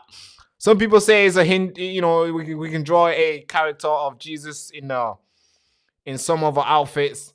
We can draw a character here. Some people say he's most likely to be black because obviously he traveled to Egypt once he was young and maybe he got blacked, maybe he got tanned, whatever, right? We can say anything about Jesus in that sense and nobody will get... You're not going to get a school you're not going to get suspended from teaching. You're not going to get suspended or you're not going to go hiding because Christians want to cut off your head. But when it comes to Islam, there's like this notion where it's like, you got to tread careful when you talk about them. You got to tread careful when you talk about a conversation that involve Prophet Muhammad or that involve Islam as a whole, which is kind of terrifying because that introduced a thing that we don't have in this country anymore: blasphemy laws. We had it before, and we said the whole public said this is an infringe on freedom of speech, so we removed it. UK had blasphemy laws before, just to let you guys know, but we removed that. We took that away. We said this doesn't fit who we are. We want to sing, we want to say whatever we want to say because freedom of speech, right? We removed that way. And now it looks like that is slowly coming away, coming back. In a sense, it's coming back, but for one religion, which is like what's going on now? If you're going to bring it back, then bring it back for every single religion, including Hinduism, including Buddhism. But I'm not in favor of having... Of having blasphemy laws in the UK. I'm not in favor of that. Or I'm not in favor of having a conversation, of having a topic that we can't talk about. No. I want to talk about everything. I want to have everything. I want to put everything on the table and talk about it. But shout out to this teacher, man. I'm sorry for what's going on with you. I'm not sure if... Can he even come on the show? Has he ever done a podcast where he explained himself? Because this article can easily just manipulate the story, right? The article that I'm reading right now, they can easily manipulate the story. But here's the freedom of West Yorkshire Police. And here's what this was published 2024.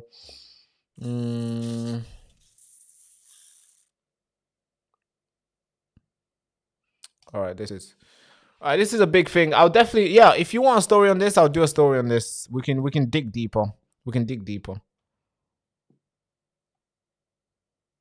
Damn. Yeah, this is crazy. Apparently he was left suicidal. Wow. That's dangerous.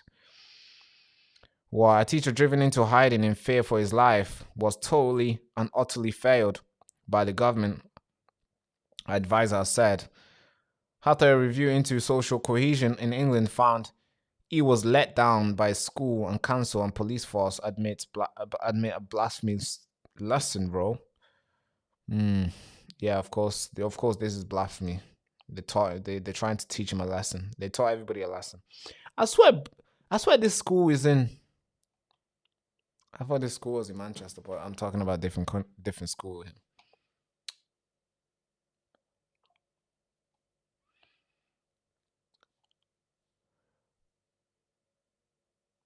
So let me engage with the chat. So I forgot about the chat. Lubna is an amazing lady. Yes, I think Lubna's candid with Lubna. She's cool. We had her on a podcast. I think she's fantastic. I hope she stays safe, man. Crazy stuff these people are doing.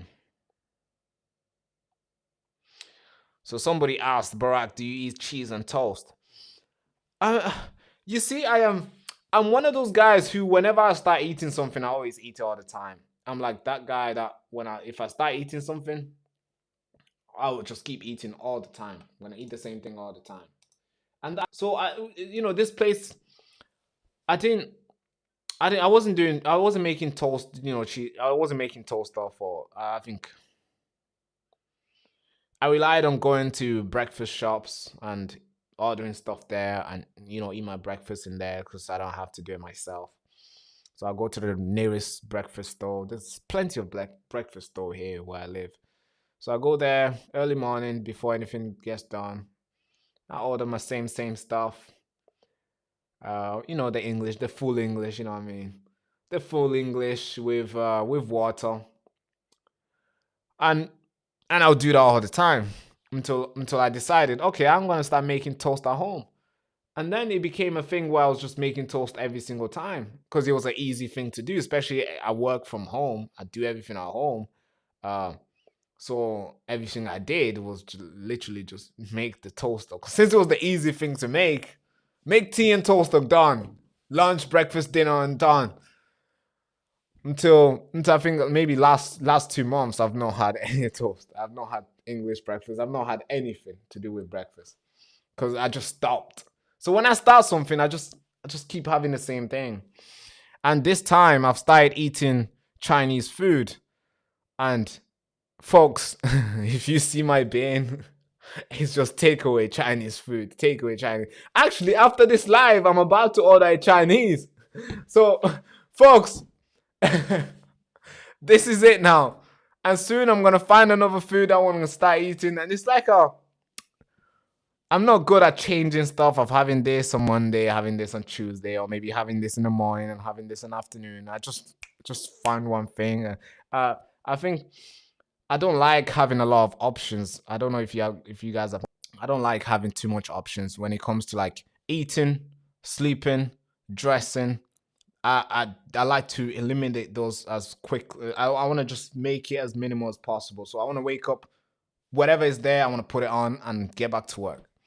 That's me. So sometimes when I wear suits, you can tell when I wear my suits. I usually wear it when I have a guest on. It's a sense of respect for my guest. So whenever we had our other guest, Candid with Lubna, when we had it on, you can see me. I'm putting my suit on in respect for the guest and myself. But most of the time, if you were to walk in my house randomly, you'll find me in my boxes. Like if I was to stand up right now. Okay, all right. But you know what I mean though, right? So I try to eliminate all these decisions as quickly as possible so I can get to work as soon as I wake up. That's it. Let's get going. The Chinese is there. Let's get going. There's a lot of takeaway boxes here. My kitchen is like, I don't even use it. Oh yeah, Coventry says, Barak, thank you so much. Thank you for the chat. See you soon. Yeah, I'll see you tomorrow after 4 p.m. tomorrow. I'll see you tomorrow at 4 p.m. Quad says, I do it sometimes. Yeah, I know, right? It's kind of like, this is what I do as well. This is what I do. I literally do that all the time. So somebody says, Middle Eastern Jews weren't white. They were born brown. Yeah, that is true. That is true. Most Jews today are usually like, they most likely have Polish grandpas in a sense, English grandpas, Germany grandpas. Because most Jews that are living in Israel right now moved there later on. So they're not like, they're not like full brown the way Middle Eastern people are. So yeah, but obviously that if you have that discussion, they'll call you an anti-Semite, which is kind of silly because I'm not an anti-Semite. So somebody says, Barack, when are you inviting Nick Fuente on? Oh God, we're talking about anti-Semitism, and you ask me if I'm gonna invite Nick Fuente on. Come on, what? I think very soon. I think we're gonna have him. I don't mind having Nick Fuente on, but it will definitely not be. It will definitely not be posted on YouTube, as obviously YouTube is already censoring us, so we don't want to hard it. I believe in having conversation with every single person. I think the moment you try to censor somebody and say and slander their names is when those guys gain a lot of traction, because people always want to go and find them. That's exactly what they tried to do to Tommy Robinson, and guess what happened? The opposite happened. They banned Tommy Robinson from Facebook, from YouTube. They banned him from anything in 2017, 2018. He wasn't on anywhere. It was banned everywhere. Even on X, it was banned. And they thought that was gonna work. But guess what? The opposite happened, because more people wanted to get him. More people wanted to find him. More people wanted to see what he's saying. So they downloaded all these apps like Getter. Have you ever used Getter before? No, you never used it. But if Tommy Robinson was there, you're probably gonna download it, because you would want to see what he thinks, what he's saying. So more people kind of wanted to know what he was saying. And of course, when he was reinstated back on Twitter, his channel just went phew, a million followers straight away. Now is getting close to 2 million followers within a couple months after getting hitting millions followers. So that's what happens when you try to censor somebody. That's what happens when you try to take somebody to try gag somebody, because the opposite happens. Is their voice get louder, and you kind of recruit more people to speak for them, and that's even worse. That's even worse for you as an establishment who's trying to censor somebody. So that's exactly what they tried to do to Nick Fuente. They banned him from anywhere, and guess what? He's the most watched one guy sitting and talking. I used to listen to a lot of his shows, but not as many. But I think it'll be cool to have him on for sure. Yeah, we're gonna reach out to him, but I would like to have. There's a lot of people I have on the line to have on a show from America. There's a lot of people I have on the line for sure. Okay. Save me some, somebody says. Yeah. All right, folks. As much as I like talking to you guys, I'm gonna have to go. I got some Chinese to order, folks. They open at 5. So yeah, they open now. They gotta make that phone call. I gotta pick the food. And I'll talk to you guys later. I'll see you guys tomorrow. By the way, this is happening. So, by the way, this is happening this Saturday. I will be in London with a team, with a beautiful cameraman that we have.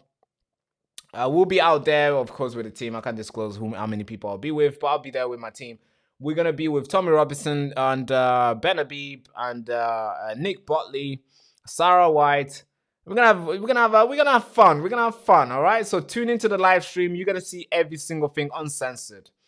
Of course, YouTube might censor it, but it's gonna be uncensored. You're gonna see everything: the the behind the scene, the speeches, the whatever happens basically from the start. As soon as I get on my train, the live stream will start rolling. You'll see us catching another train, getting to the station, getting to the venue, checking in, just like we did when Ben Habib was in Manchester. When we were invited, when he was in Manchester, I was invited to go. So guess what? We're gonna do an entry.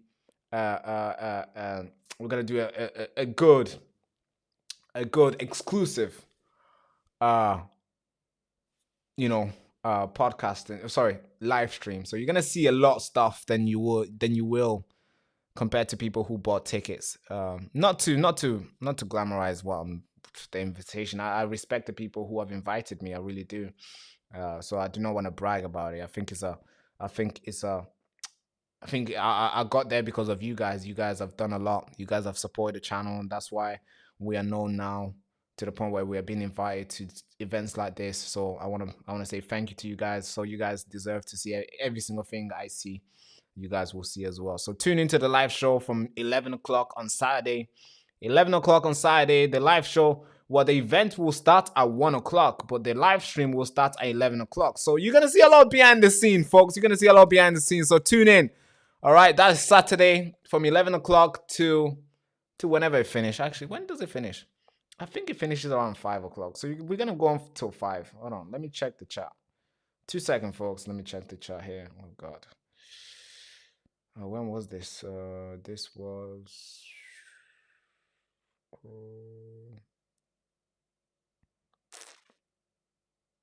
Damn. 2 seconds, folks. Oh, God. Hold on. I think...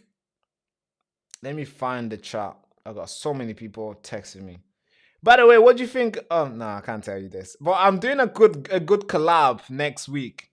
You guys will find out the collab. I'm gonna be going on a mainstream media channel. You guys will see. It's gonna be huge. It's gonna be huge. It's gonna be huge. So shout out to the good friend of mine who have linked me up with this channel. It's gonna be sick. I'm trying to find what time they'll finish.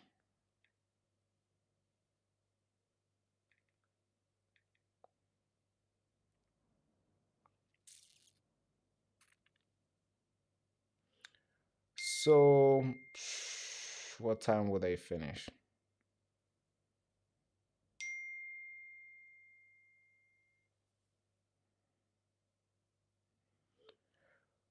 All right, so we will be there. So it starts at 1 p.m. It starts at 1 p.m. to 5 p.m. So the live stream will start, our live stream will start at 11 o'clock. So you'll be getting the show from 11 o'clock until 5 o'clock. And of course, we're going to be there from 11 till 8 o'clock. So of course, you're going to see 2 hours before the live show starts. And then 2 hours after the live show, after the main event finish. So you're going to see some behind the scene before the shows, before the event. Then you're going to see some behind the scene after the event. So that's where we'll be chopping it up. If these guys are going to eat, we'll be going to eat. If these guys are, whatever happens, if we're having a fight, you'll see the fight. You know, if we're doing a little dance, you'll see the dance. Whatever we're doing after the show, after the event. But it's going to be fun. It's definitely going to be fun, folks. But guys, I'm not going to take too long. I'm sure you guys have a lot of things to do. Me too. But without further ado, thank you so much for tuning in. Thank you so much, Jenny, your first day being a moderator. How did you find it, Jenny? I think you did really well. I've seen the comments. I've seen you putting people in the line. It's kind of cool. Putting people where they belong and it's not rude and stuff. So that is really beautiful to see. Thank you so much. You've done a tremendous job today. Same as True Finder. You guys are legends and you guys are having fun. Yes, True Finder, the live stream will be pre-scheduled. It's already scheduled. You can see it. You can see the schedule. The one show that is scheduled on the channel right now is already scheduled. You'll see it there. We'll be live from there.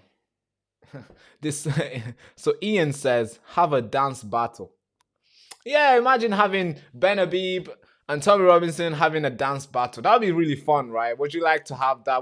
Could you guys put W's in the chat? I'll try to get Tommy Robinson and Ben Habib to have a dance battle. I know that's going to be a joke to try to do that. Imagine asking Tommy to do a dance battle with Ben Habib. They're not going to take me serious. Let's see that. Anyways, folks, thank you so much for tuning in. Please don't say yes to that. Don't say yes to that. I do not want to try something like that.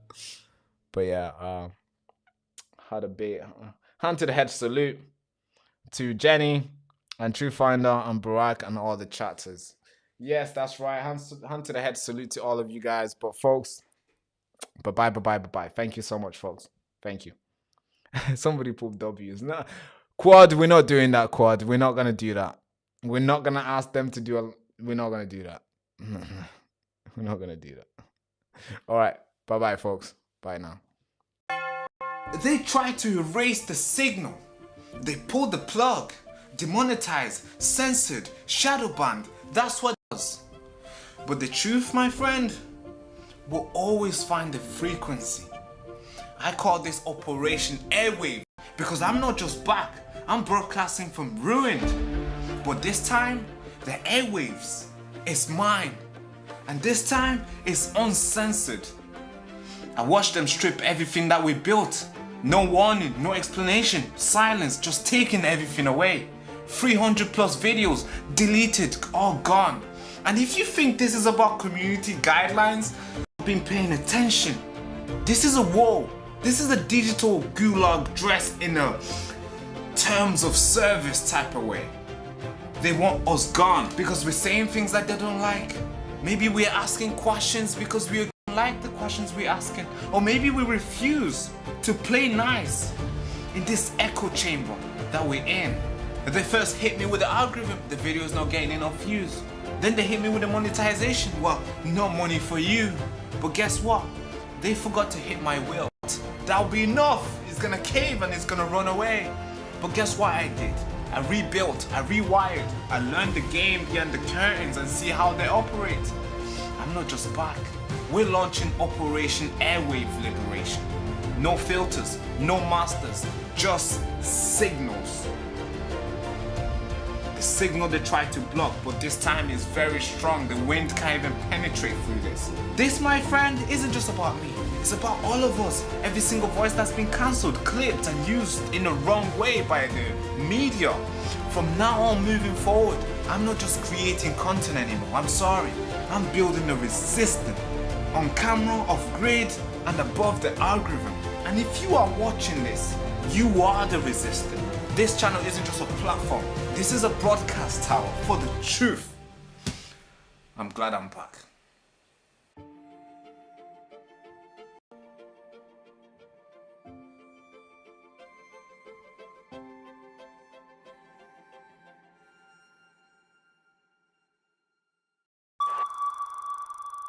Our country is built on an idea. It's an idea so powerful that some of us have died to protect it. It shapes our connection, our politics. It forms the fabric of our daily lives. And it seems so fundamental we rarely pause to consider its significance. But here's the thing. This notion is entirely uncrafted. And although it feels like it's getting stronger and it's always going to be here, the truth is, it's becoming more fragile than we realize. This concept is a community.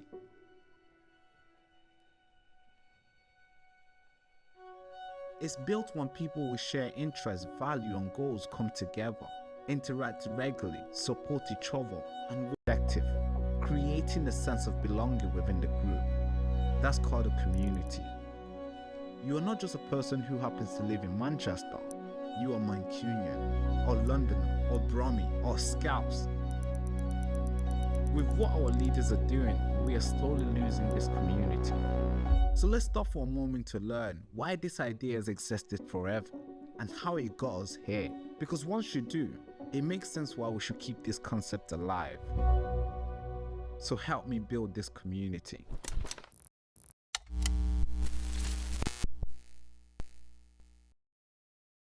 So this is what I mean about Farage being really quite stupid.